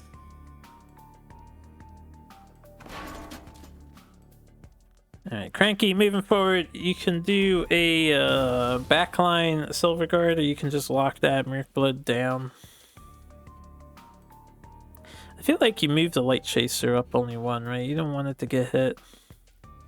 And by Voth, you could have also moved the Light Chaser up 2. Moving it up 2 could have been a decent idea so that it can help deal with Light Chaser. Or, yeah, Light Chaser help deal with itself. So it can help deal with whatever Vath plays since he's up on the top.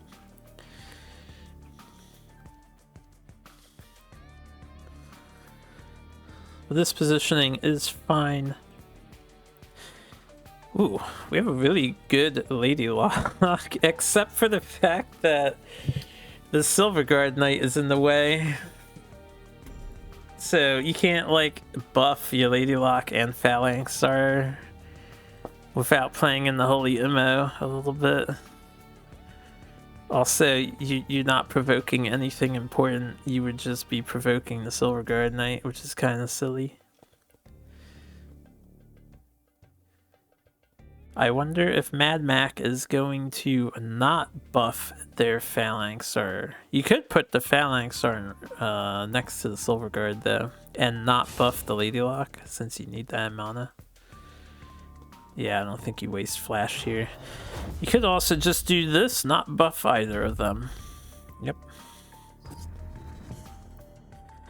In hindsight, this positioning that Mad Mac did on turn 1 with the turtle opener was probably correct because they were able to secure a mana tile. If they did like a slower opener with like Murkblood top and right, I think Cranky Panda would have taken center tile instead. If Murkblood was top right from where Vath is right now, I should say, or specify. We really ought to come up with a standardized coordinate system. I think I've heard Smarty use some coordinates before, or J. But I don't remember how they do it. Do they do A, B, C, D, E from top to bottom, and then 1 to 9 across the board? So it would be B8.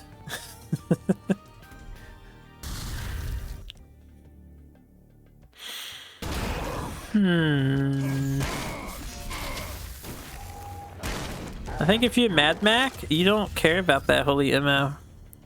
Cranky Panda did not develop anything. You did lose your board, but I guess you care a little bit because you're rocking combo pieces in hand, and there you go. You were placed into a play. It wasn't horrible since your Phalanx are traded with the thing, right? Oh, we're floating over meta. Do we answer the Silverguard over developing 2 more threats? Nah, surely not. I would, yeah, you just Ladylock again. You're like, alright, you got me the first time, how about the second time?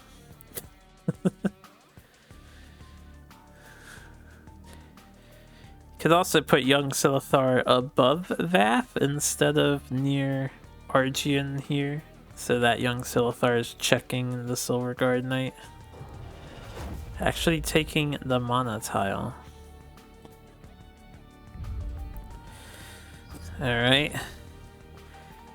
I don't like that turn personally, but that's what we're going with on Mad Mac's side.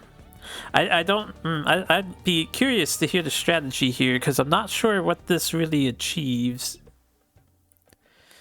You could have stopped Argian from ramping to 6 or 7 if you just provoked him and the Silverguard Knight, and then left that tile available. The main reason I don't really like this play is because the Silverguard is just going to kill Ladylock for free.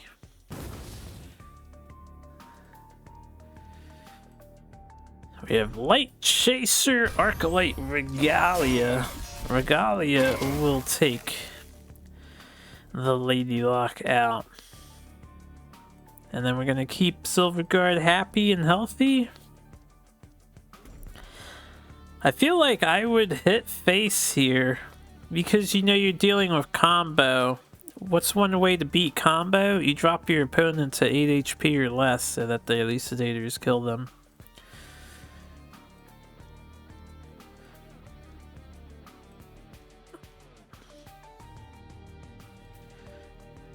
Staying at 5 HP does keep you a little safer from Macantor. Not much safer though. Macantor still sucks. Here. You know, if you're gonna go to 5 HP, maybe Silverguard should have moved down too, because this Macantor really sucks for Cranky Panda. It's great for Mad Mac. Excellent Macantor. You get to clear everything except Arcalite Regalia. Yeah, I wouldn't hit with Silithar here. You just leave it up. and just leave it alive.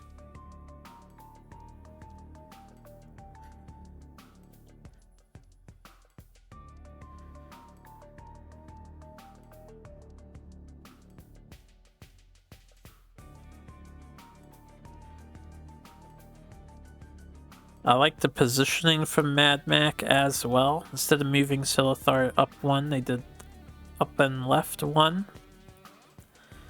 This way they don't form a nasty Sunrise or Sundrop play, or Sunriser Healing Mystic. We do see the Sunriser coming down.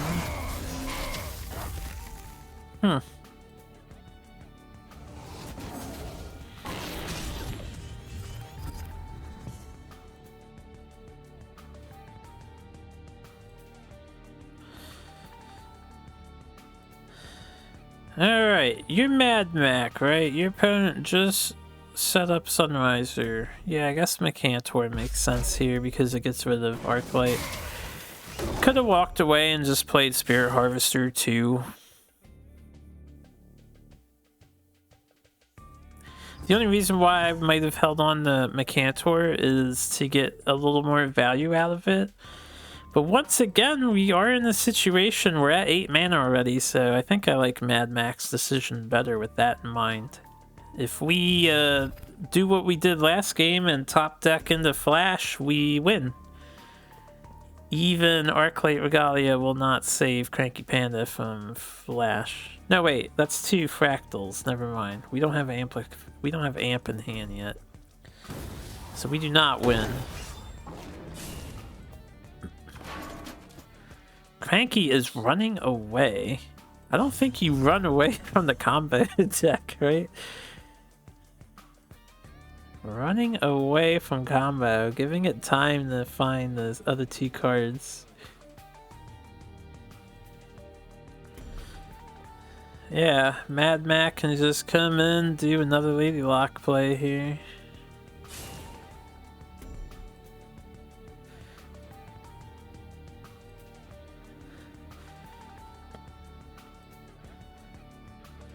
It's a little bit scary for MadMac's part. They're down to 15 and Rejuvenator is left to possibly Holy Ammo, which would hurt tremendously.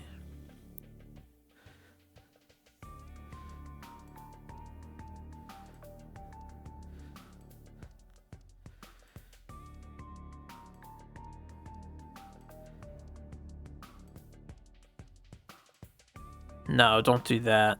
Don't put Shroud there just to hit Argian. Put Shroud in the center if you want to lock Argian in place. No. The 2 minions. Okay, Staircasing. Staircasing's fine too.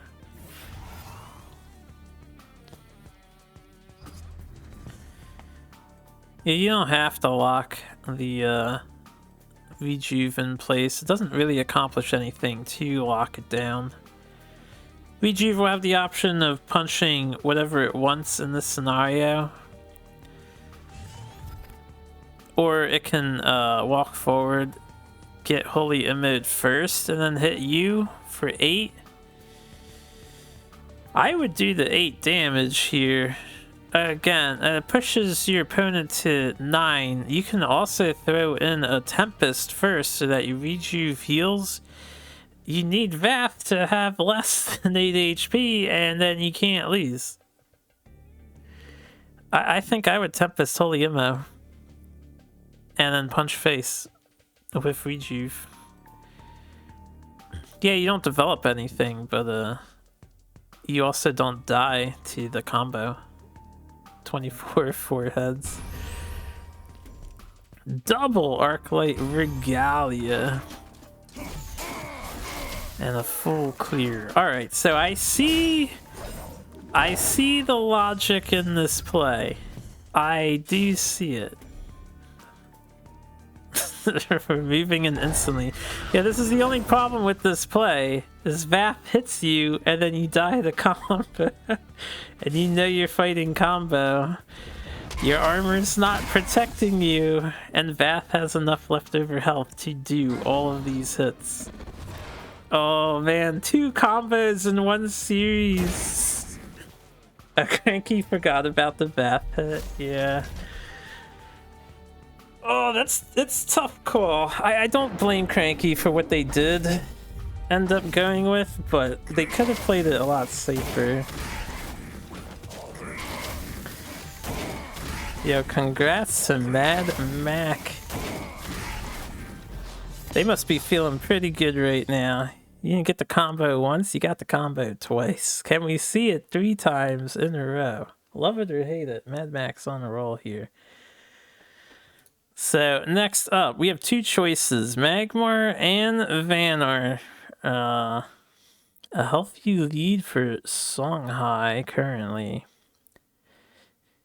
And the next option coming in on Teo's side is going to be their Magmar list, also untitled. They don't like to name their decks funny names.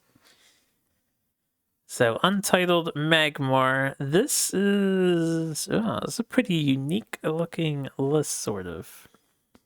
So we have our Magmar early game package, but we do not have Lady Lock to go with the Phalanxar. Instead, we have Hollow Grove Keeper and Vindicator combo. Some Elder endgame. Excuse me. We also have a full package of Adamantite Claws with 1 Iridium Scale to go with them. I've seen a couple people streaming here and there doing this sort of thing. The triple scale, 1 scale triple claw. I do like Claw personally. I think Claw's in an underutilized spot right now, especially with the fact that Lionar is king. Claw is really quite nice in that matchup. Lionars have not been playing Rust Crawlers in their healing list. I don't know if the rest of you have noticed that, but I've noticed that. So artifacts are, I think, in a stronger position at the moment, but artifacts don't seem to be as popular right now on the ladder. I want to see how this goes down. Mad Mac is player 2. Since you're running combo, you get the combo 1 turn faster as player 2. That could be a big deal. Let's see if we get triple combo. I didn't see what they replaced. That went by very fast. Sometimes the players replace instantaneously.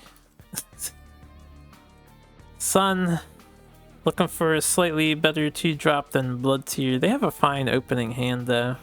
They could keep this hand and work with it. Maybe replacing Blood Tear would be correct. If you're starting with Young Silithar, Blood Tear doesn't answer Phalanxar. So a Phalanxar development could be slightly awkward, but we get a Healing Mystic, a solid replace. Mad Max sending away the combo piece. It is too early to hold on to combo pieces, they say. And we get a Murkblood, which is really good. Probably want to develop Murkblood again.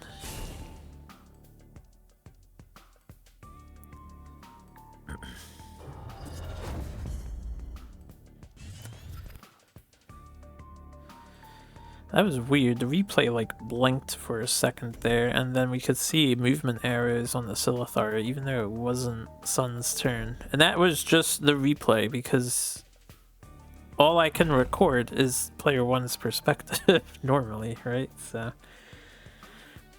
that's just the replay being weird. Phalanxar, Nat Select Magmar doing the thing that you don't like to see. This is about as strong as Lionar doing Silverguard into Martyrdom. So very good position for Sun.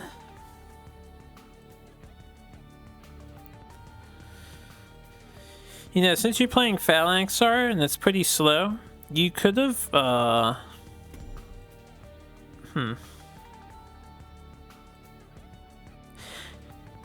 No, I guess this is... I don't know if I would have preferred to take the top mana tile with Young Silithar and then put Phalanxar in between the other two.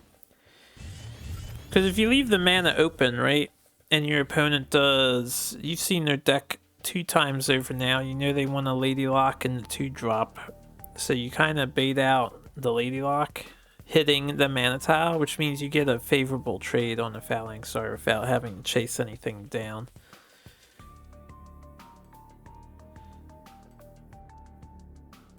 This plays fine too, though. There's nothing wrong with this, right?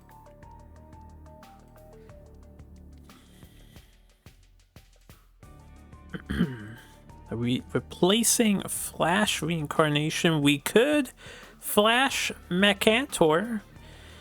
You do not kill the Silithar egg, and you lose one of your combo pieces just for some early board clear. But the only other thing we can do is Lady Lock Shroud, and the Shroud can't reach young Silithar.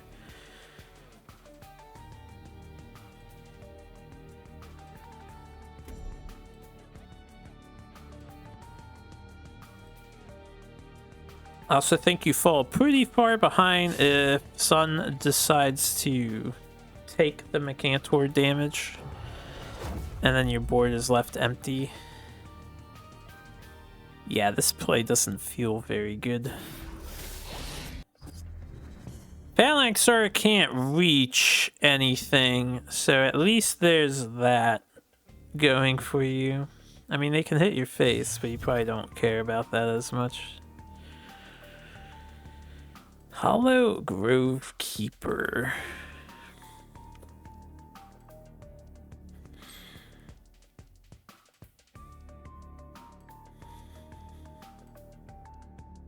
I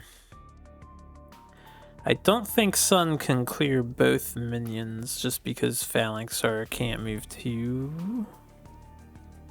And then if he clears Lady Lock with Blood Tear doing this, Vath can't move out of the way for Phalanxar to reach Shroud. I would probably just kill Shroud here and develop a Grove Keeper.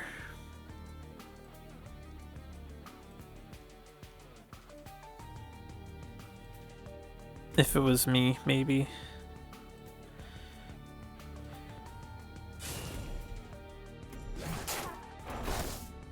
You could have also Blood Tiered, used your general on the other minion, and then Healing Mystic your Phalanxar back to full, assuming you hit Mad Mac in the face. Again, we're playing a combo deck. I'm all about hitting the combo deck player in the face because they really struggle with damage. They don't have strong healing options. Mad Mac actually not running Emerald Rejuvenator, instead has the Merc Blood.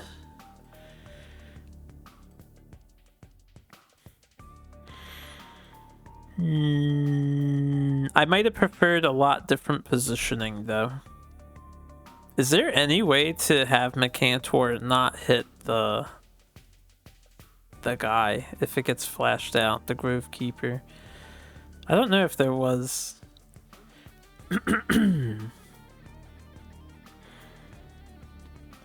Yeah, I'm not sure. I think Mad Mac's gonna have to flash Mechator here though. If they only play Mystic, they're going to fall irreparably behind. It's kinda, I guess this is a good thing. If you see the flash come out, then combo has less chance of firing off.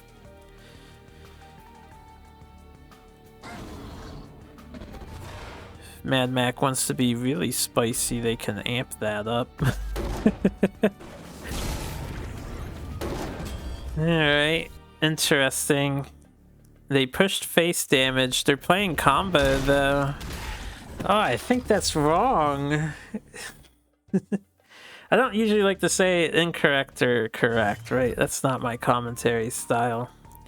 I wouldn't have done that. Same reason I keep stressing, your combo HP is very precious to you, and your opponent is already under 24 damage, so you can kill them on 8 mana doing your combo thing. You don't need to hit them in the face here. Unless you're changing your plan from combo on turn 3 of the match. I feel like I would have preserved my health, just brought Lady Locke up to keep Sun from ramping to 6, because now they can Mecantor you again in the face. And Vath could have been in the middle since he needed to clear the egg, right? Yep, Mecantor coming down. Mad Mac is at 13. We're almost in the critical threshold of health. And unfortunately, we're placed into a second amplification. That hurts. Very... I guess about time, right? This can happen. You're running combo, you can have some dead draws, and it might not flow out as nicely. It's the reason why the deck isn't hyper competitive on ladder. It can draw very poorly. Ooh, going to 11. Alright. Sun, loaded with options. We have 6 mana to play with. You have 2 dinky minions here. I think I would strongly consider Vindicatoring and hitting Mad Mac. Again, you get him in the sub 8, he can't kill you. I don't know. I'm kind of really crazy about going against combo decks, maybe. Other plays you can do, you can still Vindicator something out and clear... You can clear Silithar entirely. I don't know if Sun can clear both minions.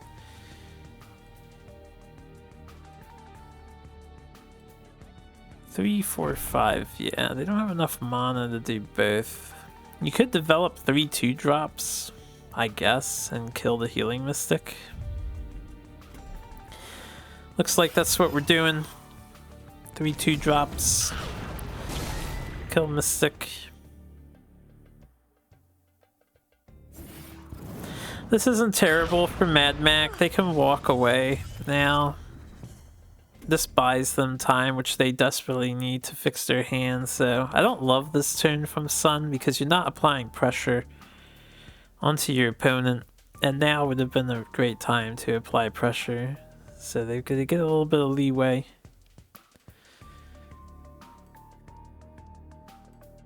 I wouldn't even play the Mecantor here. I might just develop Murkblood and Young Silithar. You can get a better Mecantor later, more than likely.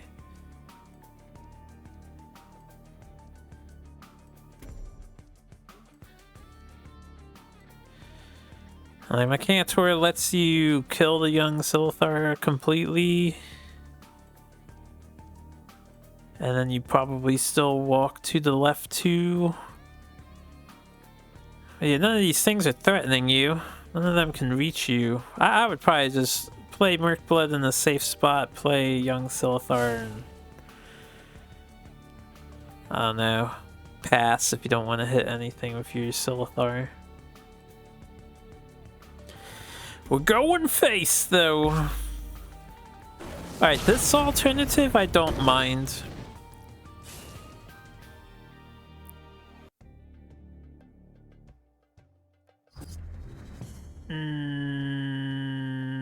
If your backup plan is to switch to aggro, then yeah, this could be okay.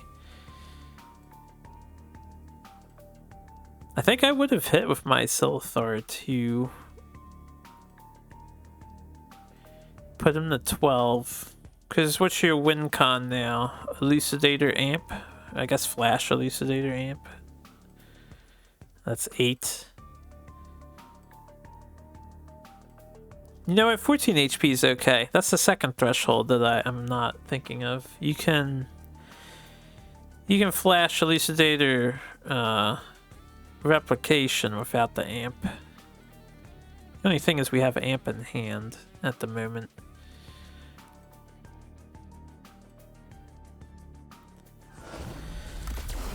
Alright, we have the Nat Select. we have the Flash. We're going to heal some HPs.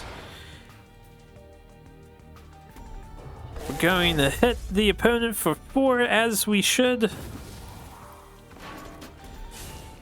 Hit them for 5. Wait, why are you running? Running over there doesn't actually accomplish anything for you.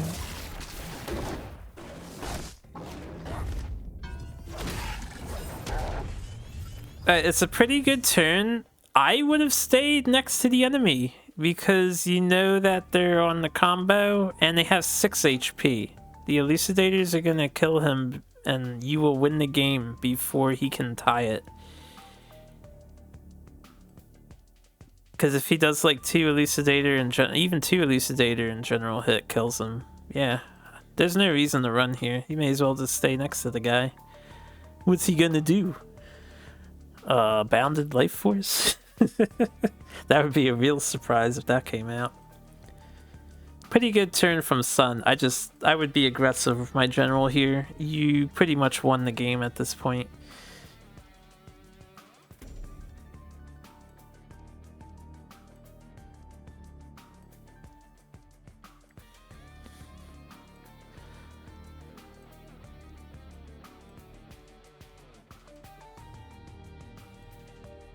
On the Mad Max side, you can get a pretty spicy Macantor and then place young Silithar in front of your general and hope that you don't die to an enemy Macantor.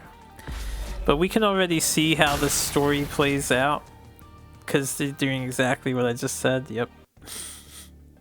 And enemy Macantor is checkmate. Still replacing just for style points, maybe. Oh, you know what? It's not checkmate. They can't kill the egg. Base Silithar egg. I'm not even thinking about it. Still, a really damn good Macantor. And your opponent's basically dead. This is why the general should have been in range to hit. Could have killed him.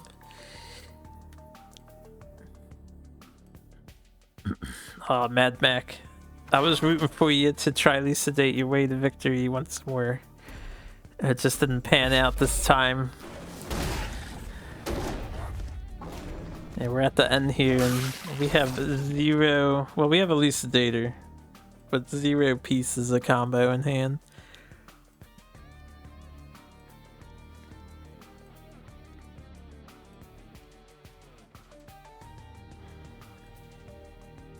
I'm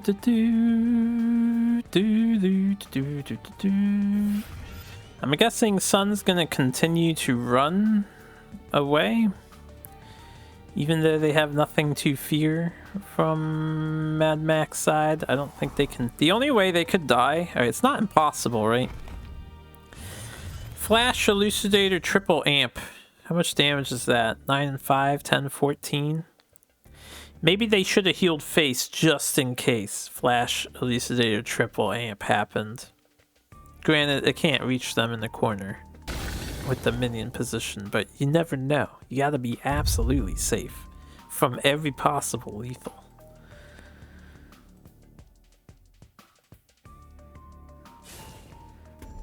Mad Mac going to 1 HP. There is a Metamorph in hand, so assuming they're relying on Ladylock to protect them from dying to a Magma it's mute here, but they don't know that. This is their end. No matter what they do, it's all over.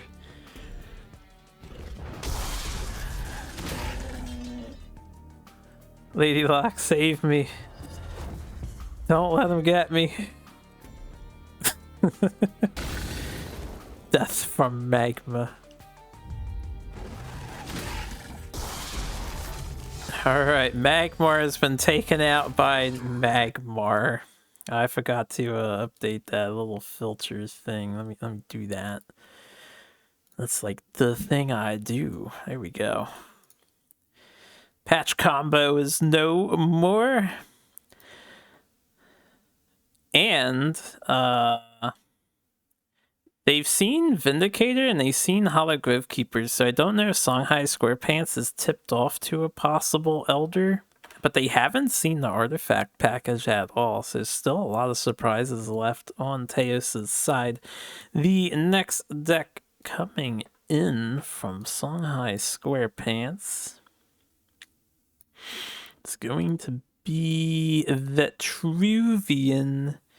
Mid-range bullshit go. Unless BS means something else, I apologize. Mid-range BS go. I like it. It does seem fairly mid-rangey. Is that a lot of 2-ofs I'm seeing here? Let me look at the big picture.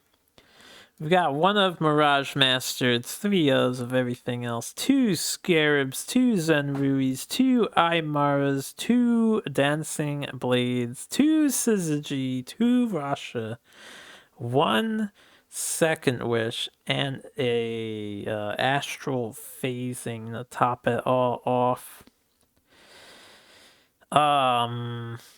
It's a very varied list. I think it's okay, you know.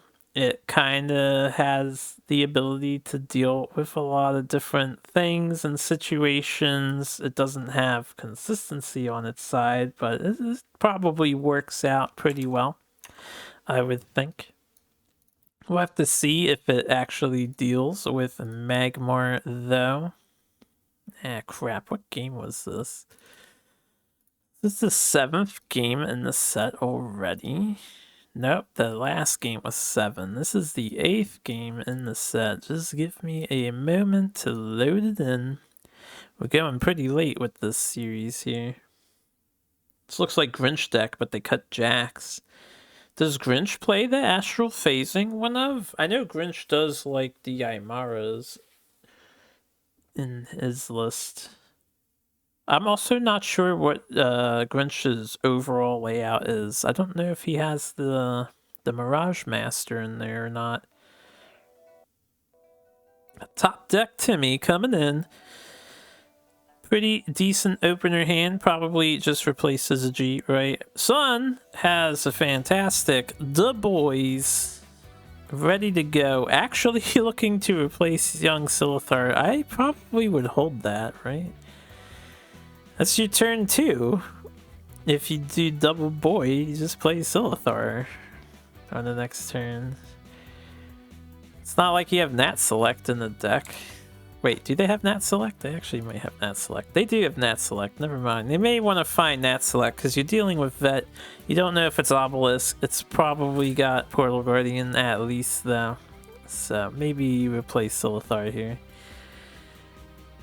Actually replacing one of the boys instead, keeping the Silithar for its movement.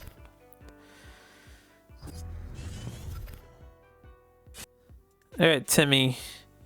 Are you a Primus man or a Mystic man? Timmy is a Mystic man. I am actually an opposite guy. I would be curious to hear what most of the rest of you think if you want to weigh in.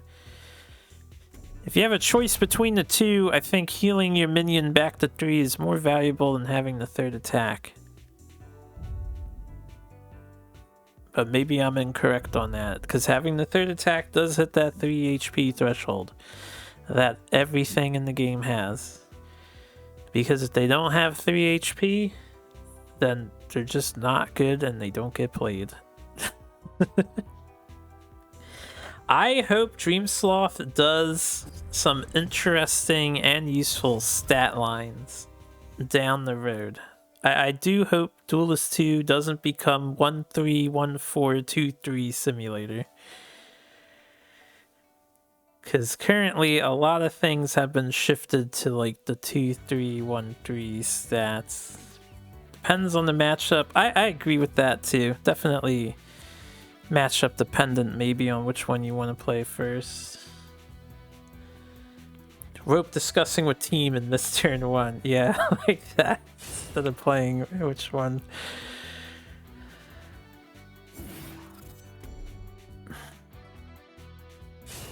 We got the Primus Imperial Mechanist going down.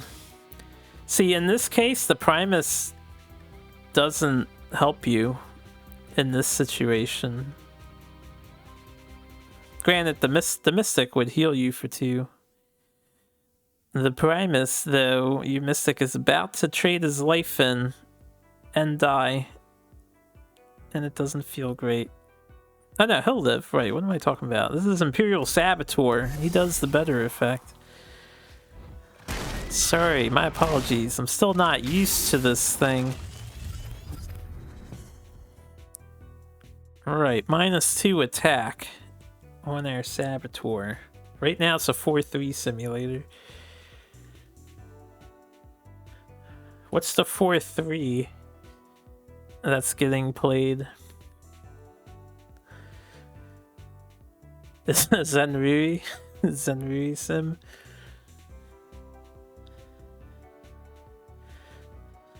Alright, this is a nice board from Top Deck Timmy.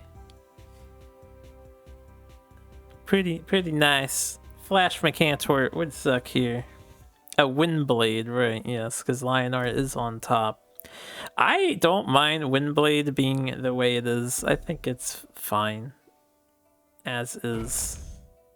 I don't see Windblade and then think, ah, damn, they played Windblade against me. I'm so fucked. I hate Martyrdom on turn 2, killing my only developed minion though. I really like, I think it's Humans or Jay or someone. People have suggested changing Martyrdom so that you can't cast it if it doesn't actually heal the target general. And I love that idea. I love it so much. I think cheap removal should have even more restrictions on how they work. That's just me. Like Nat Select has to hit the lowest attack, so technically you can get around it with a big attack minion. Granted, it is borderline as annoying as Martyrdom on turn 2. Anyway, artifacts are on. We've revealed claws to the opponent. And we cleared the 2 minions. Not too bad of a turn. Against Vet might feel awful if they get deleted by Rashes, but playing your artifacts as early as possible against Vet is often slightly stronger, in my opinion. And I know someone else shares this opinion, because I've talked about this before. The idea is really simple. The sooner you play it, the less cards they've looked at and have gone through, so the lower the odds of them actually playing Rashes is. And if they play Rashes early and they don't have a Doomcaster, you don't even care. They basically skip their turn as half their mana is gone, killing your artifact. So early artifact against Vitruvian, probably decent, at least, I think so. And now, if you want to, as Sun, you can do 9 damage to face and clear one of the minions. You could punch the Primus and then Nat Select the Rejuvenator. You could flash your Harvester too if you really want a body on board. You could punch the Rejuvenator and Nat Select the other guy, but I don't know why you would do that.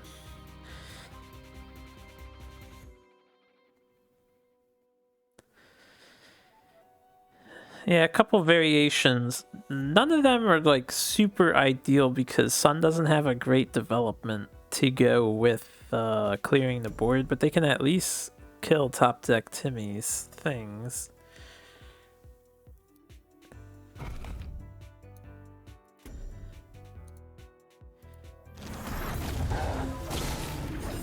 Okay, this is also a play. Just set up Harvester next to the enemy general's face.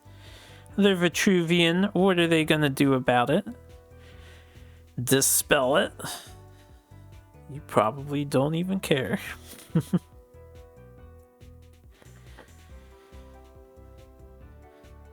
Top Deck Timmy.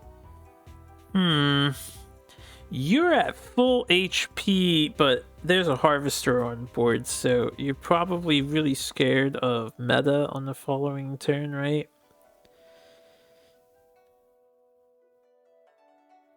Developing the Scarab is probably way too risky here. What else do you do, though, if you don't develop Scarab? Do you do Portal Guardian Rashas just to kill the artifact? And throw the Rasha into Spirit Harvester?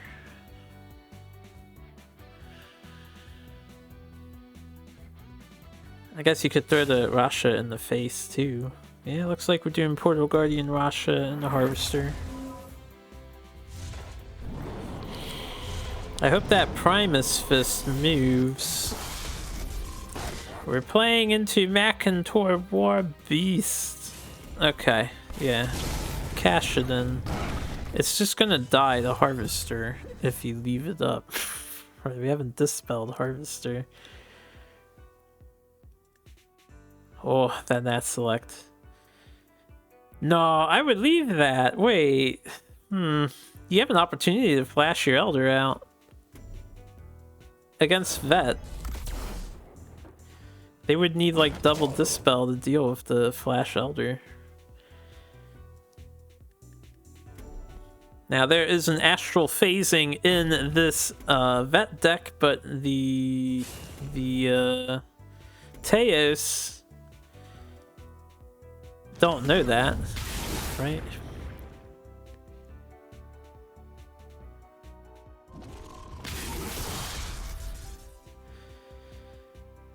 This is probably an okay play too, though. You get to add pressure against your opponent. Develop another minion, just going smorking it up.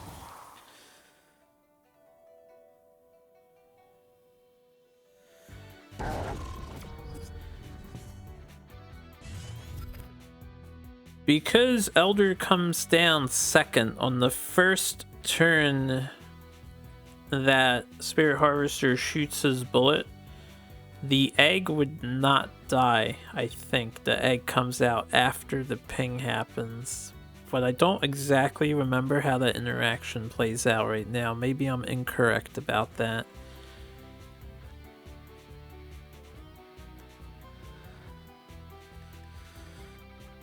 Alright, Timmy, what are we going to do about this situation here?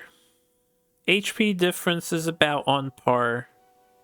that feels pretty awful. Gonna copy the 5-1 Wounded Harvester just to clear board and play around Makantor. Not terrible, but yeah. Now Elder can just come down for free. Or you could hold Elder if you think it's going to be dealt with and just develop another Harvester of your own again. I would probably just play Elder and take 5, maybe. We do see top deck Timmy. If Elder was played, it wouldn't be the worst thing in the world. They could steal an egg and dispel the main body. But they wouldn't be able to answer the main body. So that's 8 damage on board.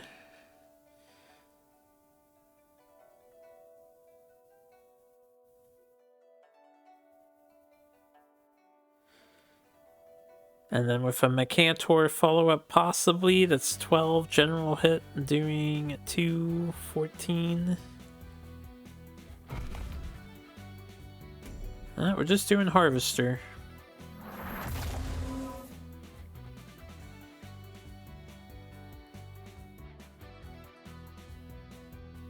I think Harvester's okay if you don't want to develop the Elder and punch their Harvester.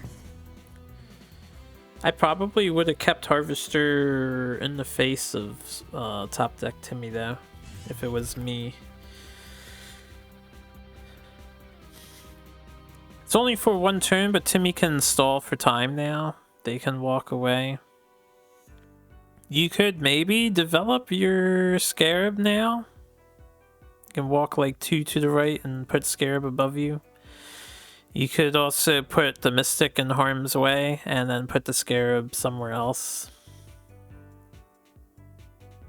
If you want to do that, you could use your Imperial Mechanist to lower... I don't think the attack lowering doesn't last for the whole round, right? Just your turn, so never mind. Probably don't play Mechanist. Actually staying in range of Harvester instead of getting out of range of Harvester.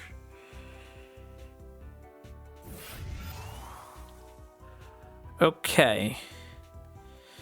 This is a bit risky on Timmy's part, but I see what's happening here.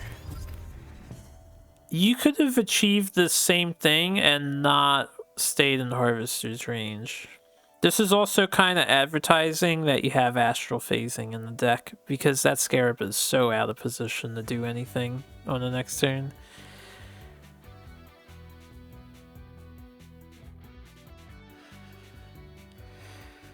And if you're Sun, you can Mecantor and then Nat select the Scarab, so you probably just smork it up here, right?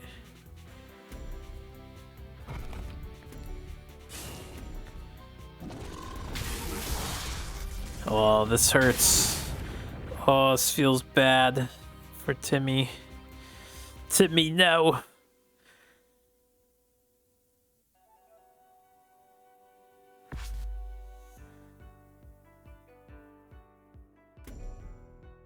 Alright, aiming after Scarab instead because we're respecting a Mirage Master.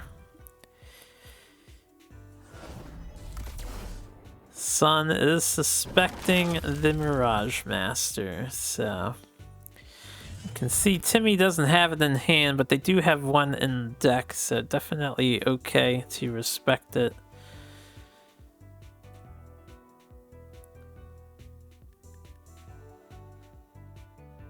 I noticed Timmy replaced all of their like Zenruis, even though they have the Mechanist in hand. I guess there's not a whole lot to take from this Magmar list, though. Like, the best you can get is a Rejuvenator or a Mecantor. The Grovekeeper that they've seen and Spirit Harvester at 5 attack, they're immune to that little trick. Everything else... Well, you could take a Phalanx Sword too. Everything else probably doesn't feel super worth.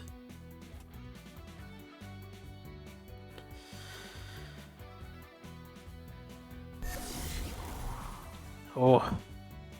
The Dancing Blades is a decent clear, but we have 7 HP. I would have maybe done this play, but instead...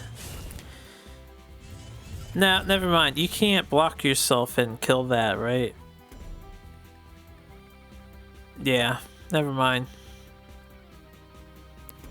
You just died out of hand damage, and we have the Vindicator. Vindicator rejuve, exactly 5 damage. Could have also flashed out Elder to do 3 more damage, 4 more damage. That was pretty rough for top deck Timmy. They didn't do like poorly. They drew very well. They had some nice board presence, but Sun did pretty remarkable there. Doing the Magmar thing and keeping the Vitruvian player on the back foot. We are down to 4 wins each. There are 2 factions left for both of these teams. Songhai Square Pants is sending in their liner next. Then let me just cue that deck up. And I don't have too much commentary to say about this liner deck. You all know it, we all love it, or we all hate it. It's Meta Helionar with Sinja and whatnot. We've seen this deck already earlier today. This might be a second exact copy. So these 2 teams have identical Songhai and identical Lionar list. I would have to double check for any exact differences. Let me take a peek here because I'm curious. Alright, it's not exactly identical. So we have a difference. There were 2 regalia in the eggs Lionar list that was played earlier. There are no regalia in this list. There are instead Primus Fists in this list, which there are no Primus Fists in the other list. Now, this says 3 Primus, so what was the other card change? Teos has to have a 2 of.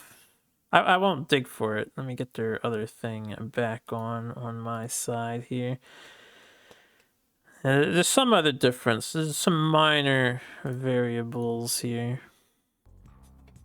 Rockin' is Paladin Lionar coming up against Sun.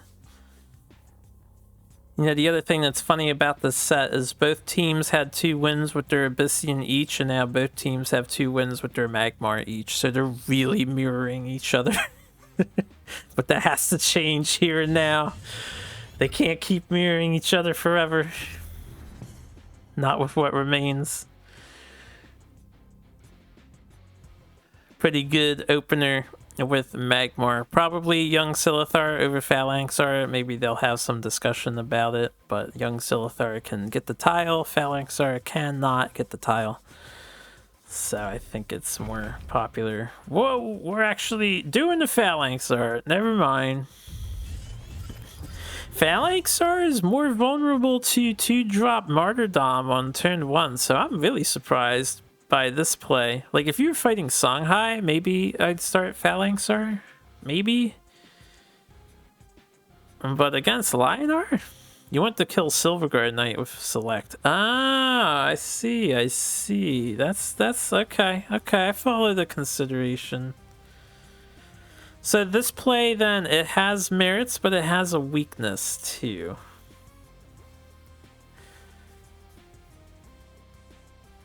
It's an interesting choice. Looks like it's going to pay off in this situation, because Rockin' would like to develop 2 drops, but Phalanxar makes that unfavorable to do. So we could see a turtle opener here. We could see a 1 forward and then a top or bottom minion. They could brave it. Oh, I'm losing my voice, sorry. They could brave the Phalanxar and just play both of their minions. We're seeing Mystic go down once again. Yep.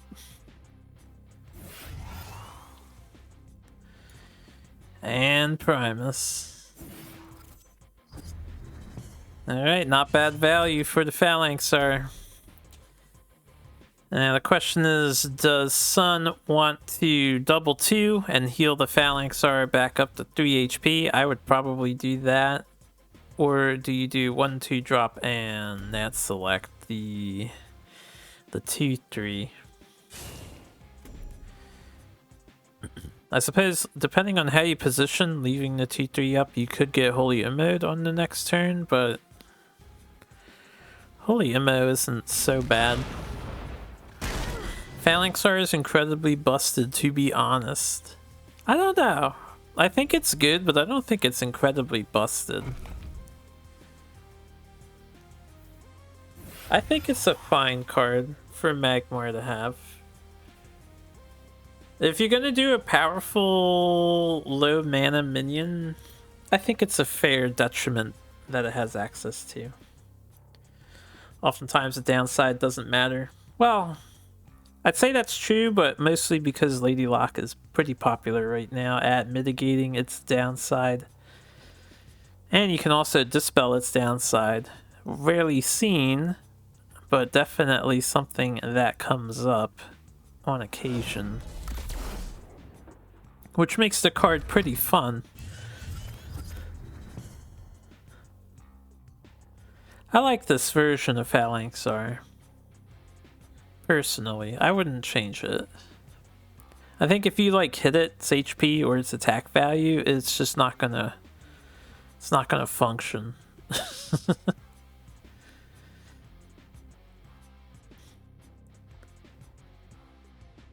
I would rather see Harvester hit than Phalanxar, I suppose. if Magmar is tweaked at the end of the month, as it may be. Actually, I wonder what the status is on upcoming features for this game. Isn't the new engine the next thing on the timeline that they provided, or was it the mini expansion is the next goal on the timeline? You would rather Magmar getting buffs? Forehead. I'm sure. Alright, Rockin is a little bit... The team seems to not know what they want to do with this situation. Yeah, I wouldn't put the Sunriser there just in case that gets dispelled. They won't get punished or anything. So Sunriser's set up. Positioning is probably fine considering they would have to burn resources to make the Phalanxar reach it. And it doesn't kill it without like a Primus Fist or something. Shroud Primus. Sun, on the other hand, so much like Lionar against Lionar in the mirror match, Magmar and Lionar can get into positional confrontations where you start to see the Shogi effect, I like to call it now. You probably develop 2 young Silithars here, and then you have to consider if you throw something forward to get removed to make something happen, or do you play fully defensive and just build up an army? Sun can move Phalanxar down 1 and then just set up minions out of range of Sunriser. Looks like we're throwing a young Silithar away just to deny the ramp.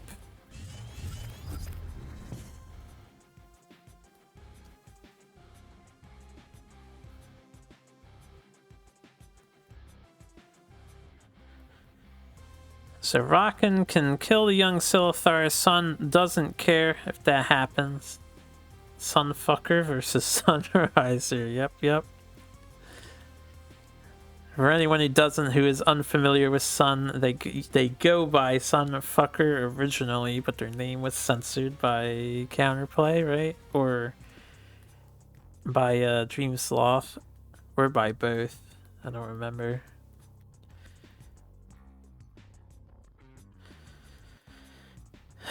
Does this Dancing Blades achieve anything here?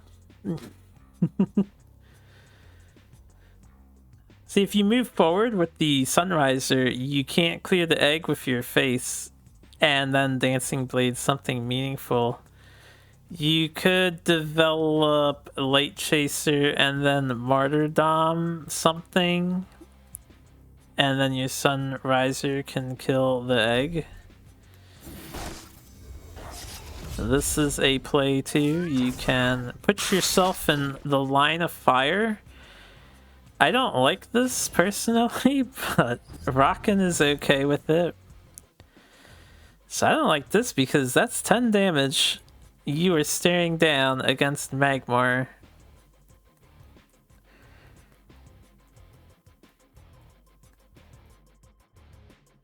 Granted, everything will be in Sunriser range if Sunriser is not answered, so maybe you're willing to make the sacrifice or that kind of trade to set up favorable Sunriser AoE. And you, Lionar, you've got the piss bottle, as I saw it called in Chocobu's chat earlier today, which was pretty funny. Sun drop elixirs.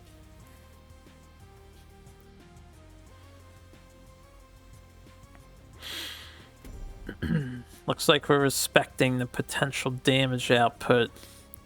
Developing Spirit Harvester doesn't feel super good here, so what, you could hit with Phalanxar just to get something going and equip Adamantite Claws while backing off. You could flash Macantor, I guess, and kill the Dancing Blade. Alright, we are in full retreat. Running away. I would have moved down maybe to be near my minions, but I can understand going left. It's 6 mana on Lionar, so 2-drop Holy Immo play is active.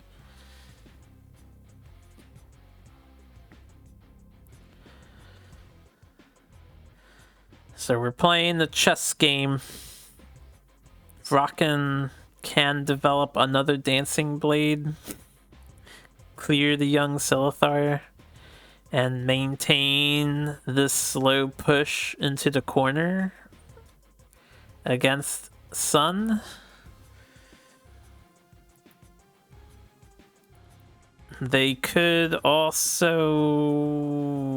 I don't think he Tempest here for any reason. They could do the Martyrdom thing and develop 2 Primus, I suppose.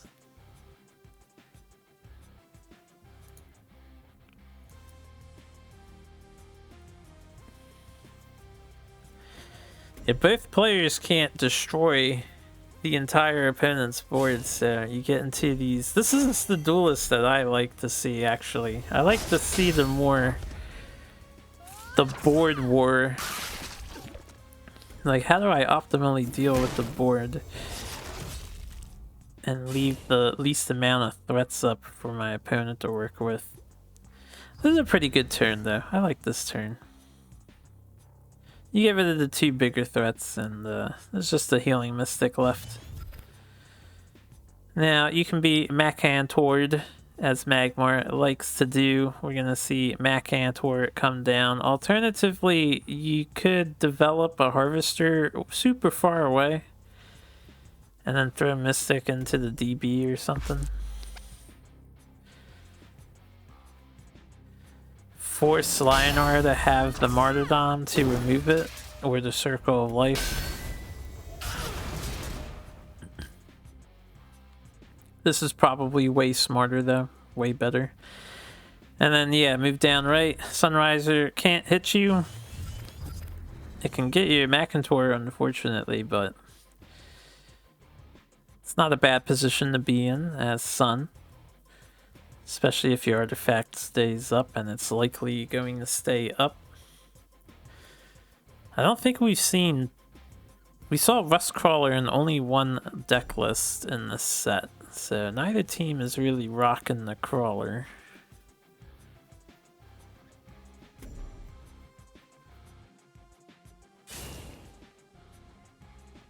Speaking of rockin' is... just gonna set up Silverguard and do healing. Gotta heal the proc Sunriser. It's a little unfortunate. I think double Primus would have been better. But yeah.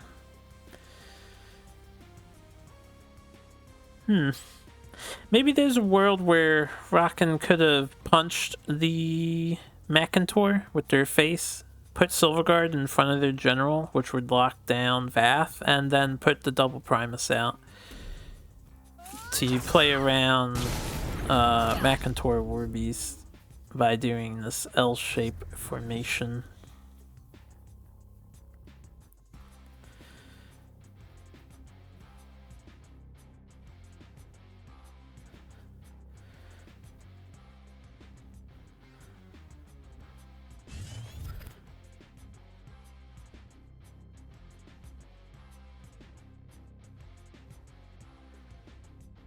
These are the turns we put in Iridium for. Yeah, this is where Iridium Scale would be really nice. It is a one of, so you can't rely on drawing it out of the deck, but if you had drawn Iridium Scale here, that would have been pretty disgusting.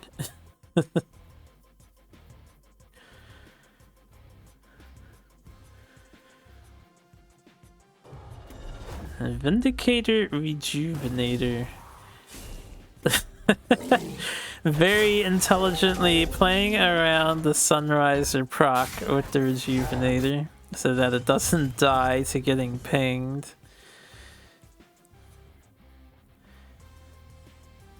Not a phenomenal turn, but you did get rid of one of the bigger problems you were facing down, right?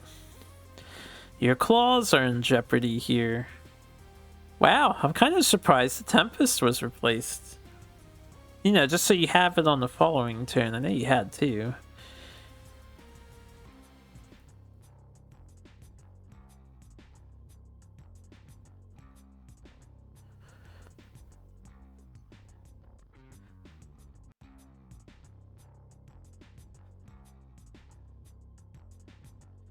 So we can do Tempest, another Rejuve, and Primus, and clear the artifact with our face and our other Rejuvenator. You could Tempest Immo and then hit face if you want to do a lot of damage and keep your own Rejuvenator on the board. Tempest Primus Immo, definitely a valid idea. I think I like this more because you get the surround if you don't cash in on the Rejuve damage. And the only thing I would have changed here is the Rejuvenator should have moved behind Vath, and the Primus should be above Vath so that Macantor can't kill both Rejuvenators. Maybe that doesn't matter to you, though. Also, if Macantor chooses the Rejuves, it's going to die. And maybe that's the idea here. Just so it dies. In which case, this is cool, too. There's a couple different ways this could have played out for Rockin'. Could have also done some staircasing, I suppose.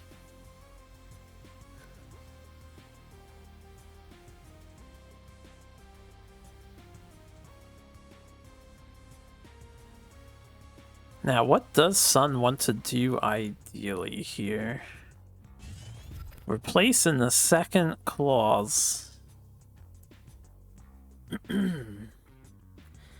I think you probably hit the right Rejuvenator and develop a Spirit Harvester, possibly. Yeah, instead of Macantor.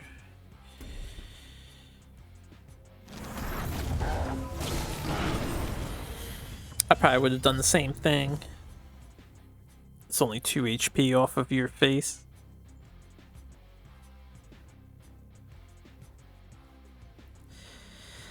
Now, if Rockin' hits the Mystic and puts the Sunriser in between Vath and the Spirit Harvester, they can clear it with Holy Immo and Sundrop Elixir, which is pretty disgusting.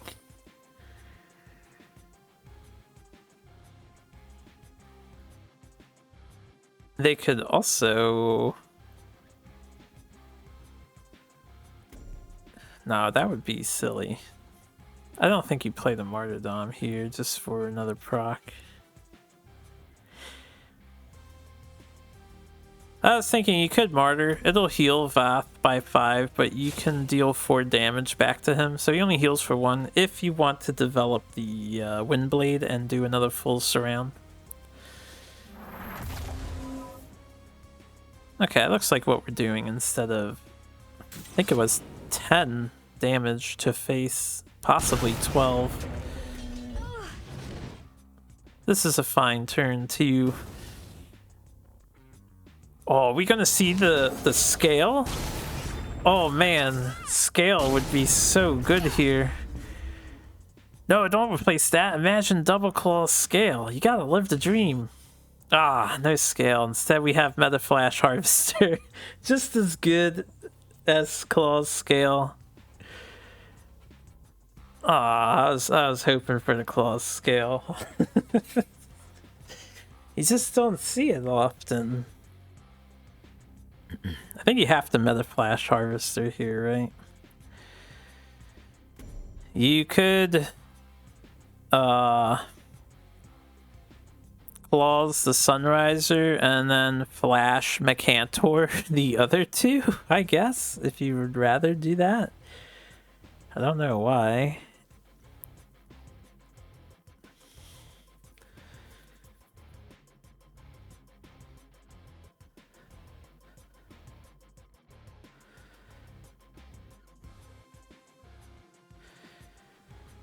We're thinking about it.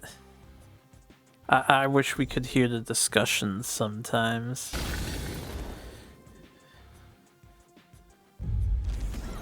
Just to know what was going on. Interesting. So Sun did not have to punch there, obviously, but they want to play around Dancing Blades, which is a really good call. So, I like that. That's smart thinking to play around the Dancing Blades. Unfortunately, it doesn't help if Sinja gets top decked, which is also often ran in these Heliodor lists. And it doesn't, well, no matter where you put the Harvester, it doesn't help with a Holy MO. I think right now we're looking at third Rejuvenator MO on Rockin's side, yeah, replacing Tempest to hopefully find Sinja. Now you could play Sunriser and MO, but you probably don't want to throw your Sunriser out.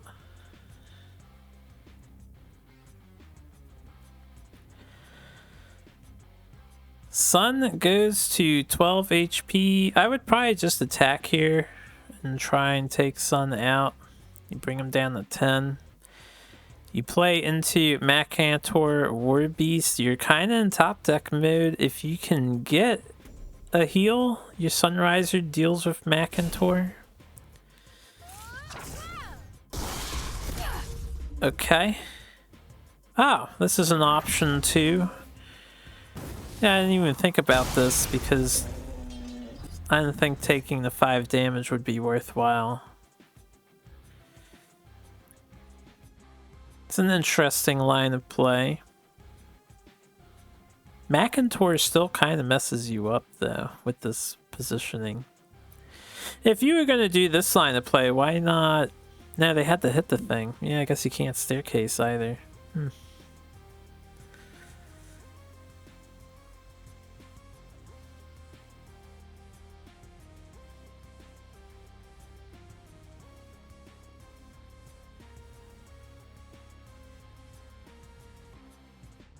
So we can see that if Sun chooses to ignore this board state, they're actually kind of in trouble. We have 2 Holy Immas, 8 out of hand damage. We have 13, 1 off lethal right now, assuming they walk out of range of the Rejuvenator. And the only reason why I'm doing this math is because Sun could develop the Elder here if they want to try and risk setting it online. Looks like we're just doing Claws and Rejuve.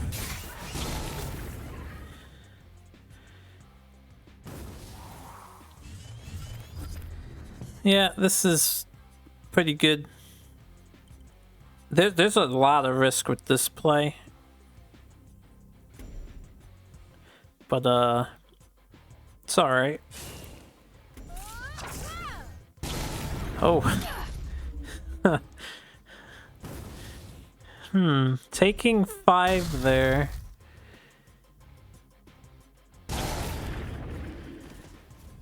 I see. You get rid of the artifact. Yeah. Alright, never mind. This keeps your Silverguard alive. Because we've seen the Vindicator Elder, we know 9 out-of-hand damage is possible. It's not quite lethal, so this is an okay health threshold to be at. Ooh, Nat Select. Do we finally see Elder? Sun is at 5 HP. I think you have to play Elder, right? You move 2 up or 2 down, put Elder above or below the general, and then the egg protects you from getting walked in on.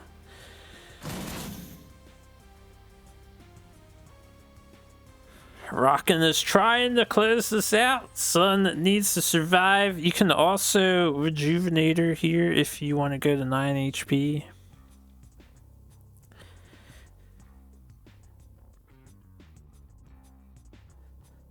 Tiger MO would kill you whether you play the Elder or don't play the Elder. Tiger MO will kill you with the general hit if you decide to rejuve here. And unfortunately, Hallowed Gravekeeper is too much mana to join rejuve. Alright, all bets on Elder to save our lives. Now, looking at Rockin's hand, they can put Sun to 1 HP and kill the egg with Dancing Blade's MO. You probably don't want to take 8 damage from that Elder when you're at 14. Unfortunately, you can't play all 3 of these cards here.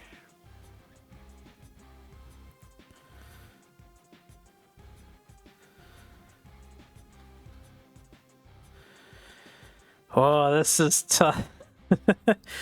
Rockin actually is in a bad position because we can see their hand. Like, Sun is low, yes, but Rockin does not have a solution to this giant lizard.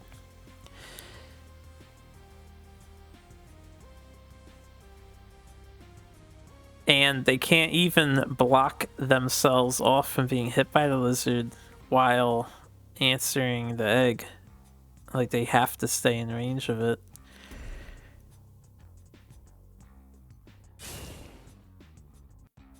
Yeah, Dancing Blade MO. That's the best we can do. 8, 12, that's just death. Oh, that was checkmate. You died in Macintor. No, Rockin, you almost had the lizard. Then we get Flash too. Yeah, just move everything up top right one and drop Macintor. Unless I miss math, that's 14. That is a tie. Wait, that flash matters. Oh, that would have been a draw. I wasn't even paying attention. But now we can flash and heal, so we win the game instead. Oh man, that flash replace was actually godly. Damn. That's a huge deal. Oh, Songhai, how do you feel about seeing that top deck flash? It wasn't even in hand. Oh man. That was a pretty intense match. A little slow at the start because positional wars happen, but that is Magmar v Lionar in a nutshell, normally. Alright, Songhai SquarePants is down to their last faction, Vanar, and they're fighting against Magmar. I think most people agree that Vanar has a hard time against Magmar. Usually Magmar comes in as a Vanar counter of sorts because, you know, if you run Jack's True Sight, Magmar has got the answers to Jack's True Sight. But we can see this is no Jack's True Sight deck. Wait a minute. We've got Zurail Vanar. We've got, This is like an old Ollie style list, isn't it? Except you don't have the dudes, the glacial combo dudes and whatnot. So what is this? 2 Keeper, 2 Blade, 2 Zurail, 2 Sinja, 2 Ancient Grove, 2 Bone Reaper, 2 Flash Freeze, 3 O's of everything else. 2 Rusties and 2 Razorbacks. That's a lot of 2 ofs. For variety, only Hailstone is the real removal. Chromatic Cold, not as good against Magmar. We'll have to see how well this performs. If they can make it to the late game, might be a pretty strong Vanar list against this Magmar in particular. But we'll find out. I gotta load up the video. And I just exited my thing, but that's alright.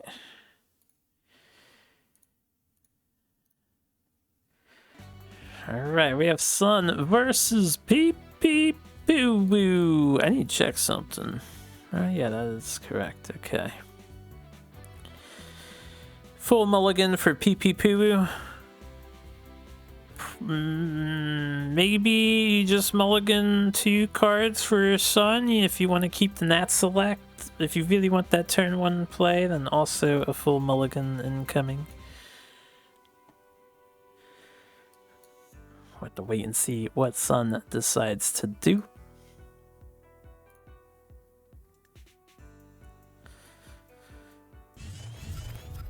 Actually did the 2.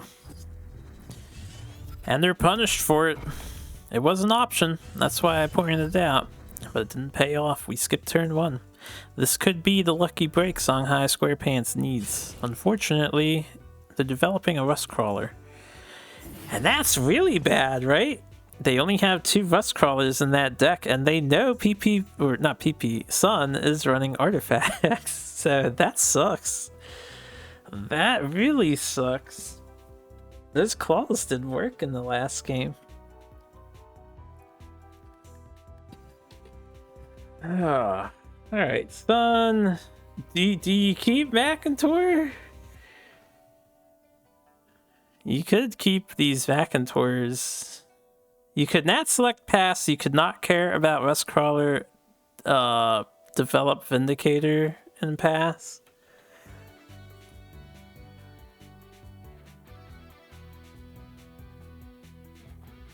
Yeah, I agree, ZX. Tempo Rust Crawler, and you know your opponent has artifacts. Making that decision is gut-wrenching.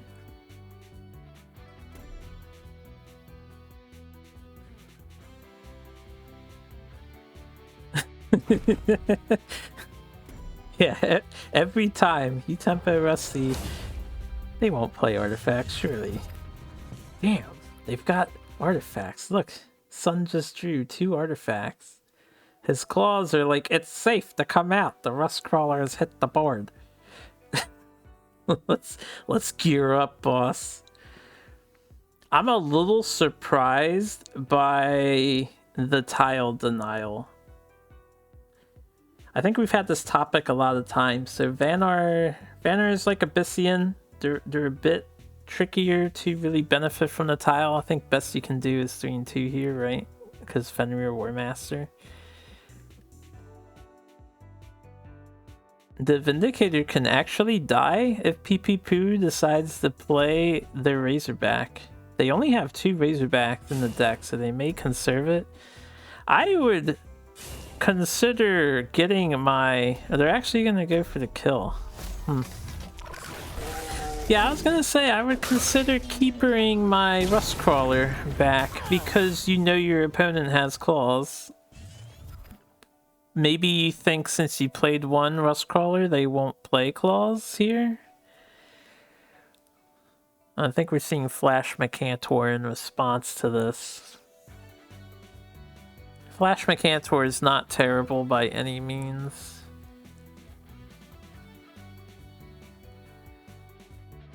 You're left with nothing on board, but neither is Vanar.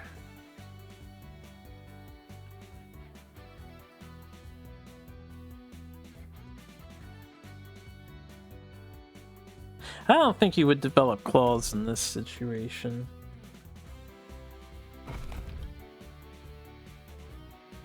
Yeah. Makes sense to not play Claw and fear being too behind against another Rust. And you think about knowing deck, you'll hit Razorback over Rusty here. Very true. I just think, even if you weren't considering the fear, like if you didn't fear the Rust Crawler, you probably still don't play claws there. It doesn't put you ahead.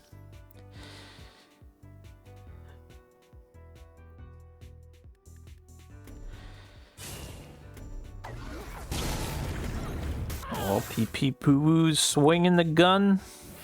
Or is that a blade? I actually don't know. I guess it's a blade. Vanar blade. Copying the Healing Mystic. Alright, now you can play claws and kill the keeper. You could walk down to develop Phalanxar and play claws if you wish. Could play Phalanxar and Nat Select if you want to.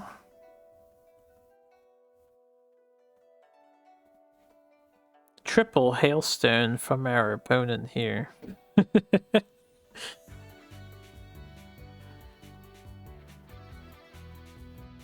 So playing minions now to bait out the early hailstones would work in Sun's favor in the long term, I think. Gonna start an actual jail hand. Alright, we're actually going with the double minion play.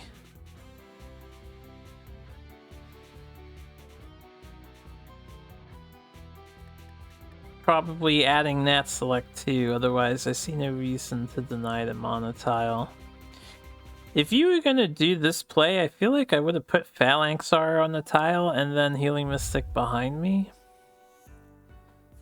Because if Vanar answers the Phalanxar, your Healing Mystic dies for free to keep her here.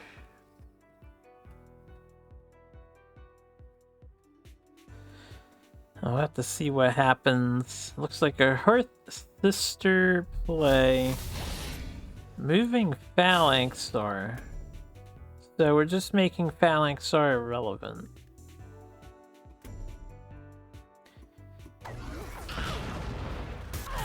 And spending a flash freeze to clear that. The Healing Mystic. Double 2 drop for development. I would maybe consider trading damage here. If this is your line of play, I would bring Keeper down left because Phalanxar can't chase, and then you can Healing Mystic to keep her back up. And that we are just playing stuff and not hitting face.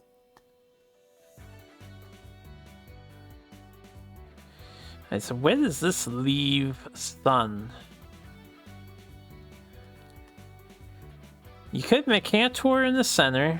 It's not bad. I think it's more desirable. You could play Harvester, but then you're killing your Phalanxar off and it probably gets answered on the next turn, and you want to save it for Jax. Because everybody runs Jax True Sight, right? That would be the fear. I think Mercantor in the center is fine.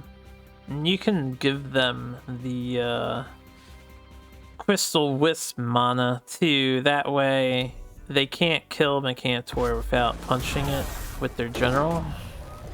Because the Healing Mystic is only a 1/1 token Mystic. And they're already at 7 mana, making them go to 8 mana. Not a huge deal, right? You can have the extra mana at this point. Are you really going face? Mercantor is gonna die. I am surprised. I would have hit the prism instead here. But that's just me, I guess. So Smork is the solution. I can see Smork working out in the short term because you have Vindicator Elder in hand. You get that flash, you have 9 burst damage. Also, they have Vindicator Hollow Grovekeeper. This is the 4th game in the set, so Vindy Grovekeeper is very strong. We don't see the combo happen very often, but it is the whole point of running Grovekeeper, right?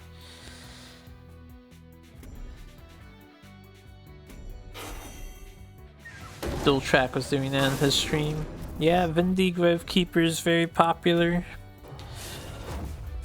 Now we're dropping Sinja.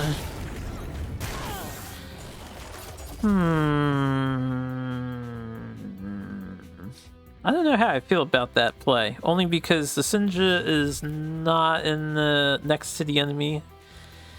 So Sun can stall to find solutions to it, like Metamorphosis. And you don't really care about your Phalanxar that can only move 1 space anyway.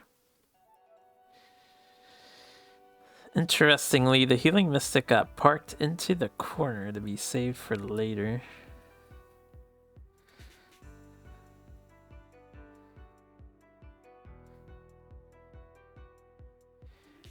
What do you do here? You can't nat select this Sinja, right? Double claws is 8 damage. Oh, we only have 7 mana. We can't double claw. We can't quite kill with a Vindi and Grovekeeper. You could punch the Sinja and take 7. You're fighting Vanar. Their burst potential is pretty low. I think you can tell they're big Vanar by this point, so their burst is even lower than an aggro variant. Looks like we're taking 7 to the face. As long as Sinja dies, the Frenzy will not proc Sinja's ability. So Grovekeeper will come out on top here. And then the Healing Mystic is got as well. I don't know what the Healing Mystic was achieving. I think I would have kept the Vindicator on the corner of Fae, right? Just keep Fae locked down. She can't hit you, Grovekeeper. What's the Mystic going to do? The 1/1 in the corner is Vanar. It was blocking that cell. Yeah, but at this point, if you're committed to that play, you probably don't need Nat Select on the coming turn. Because you're looking to kill your opponent with double claws. So all you need to do is make sure your opponent doesn't move. I would have probably abandoned that cell rather than make sure it's enabled on the next turn.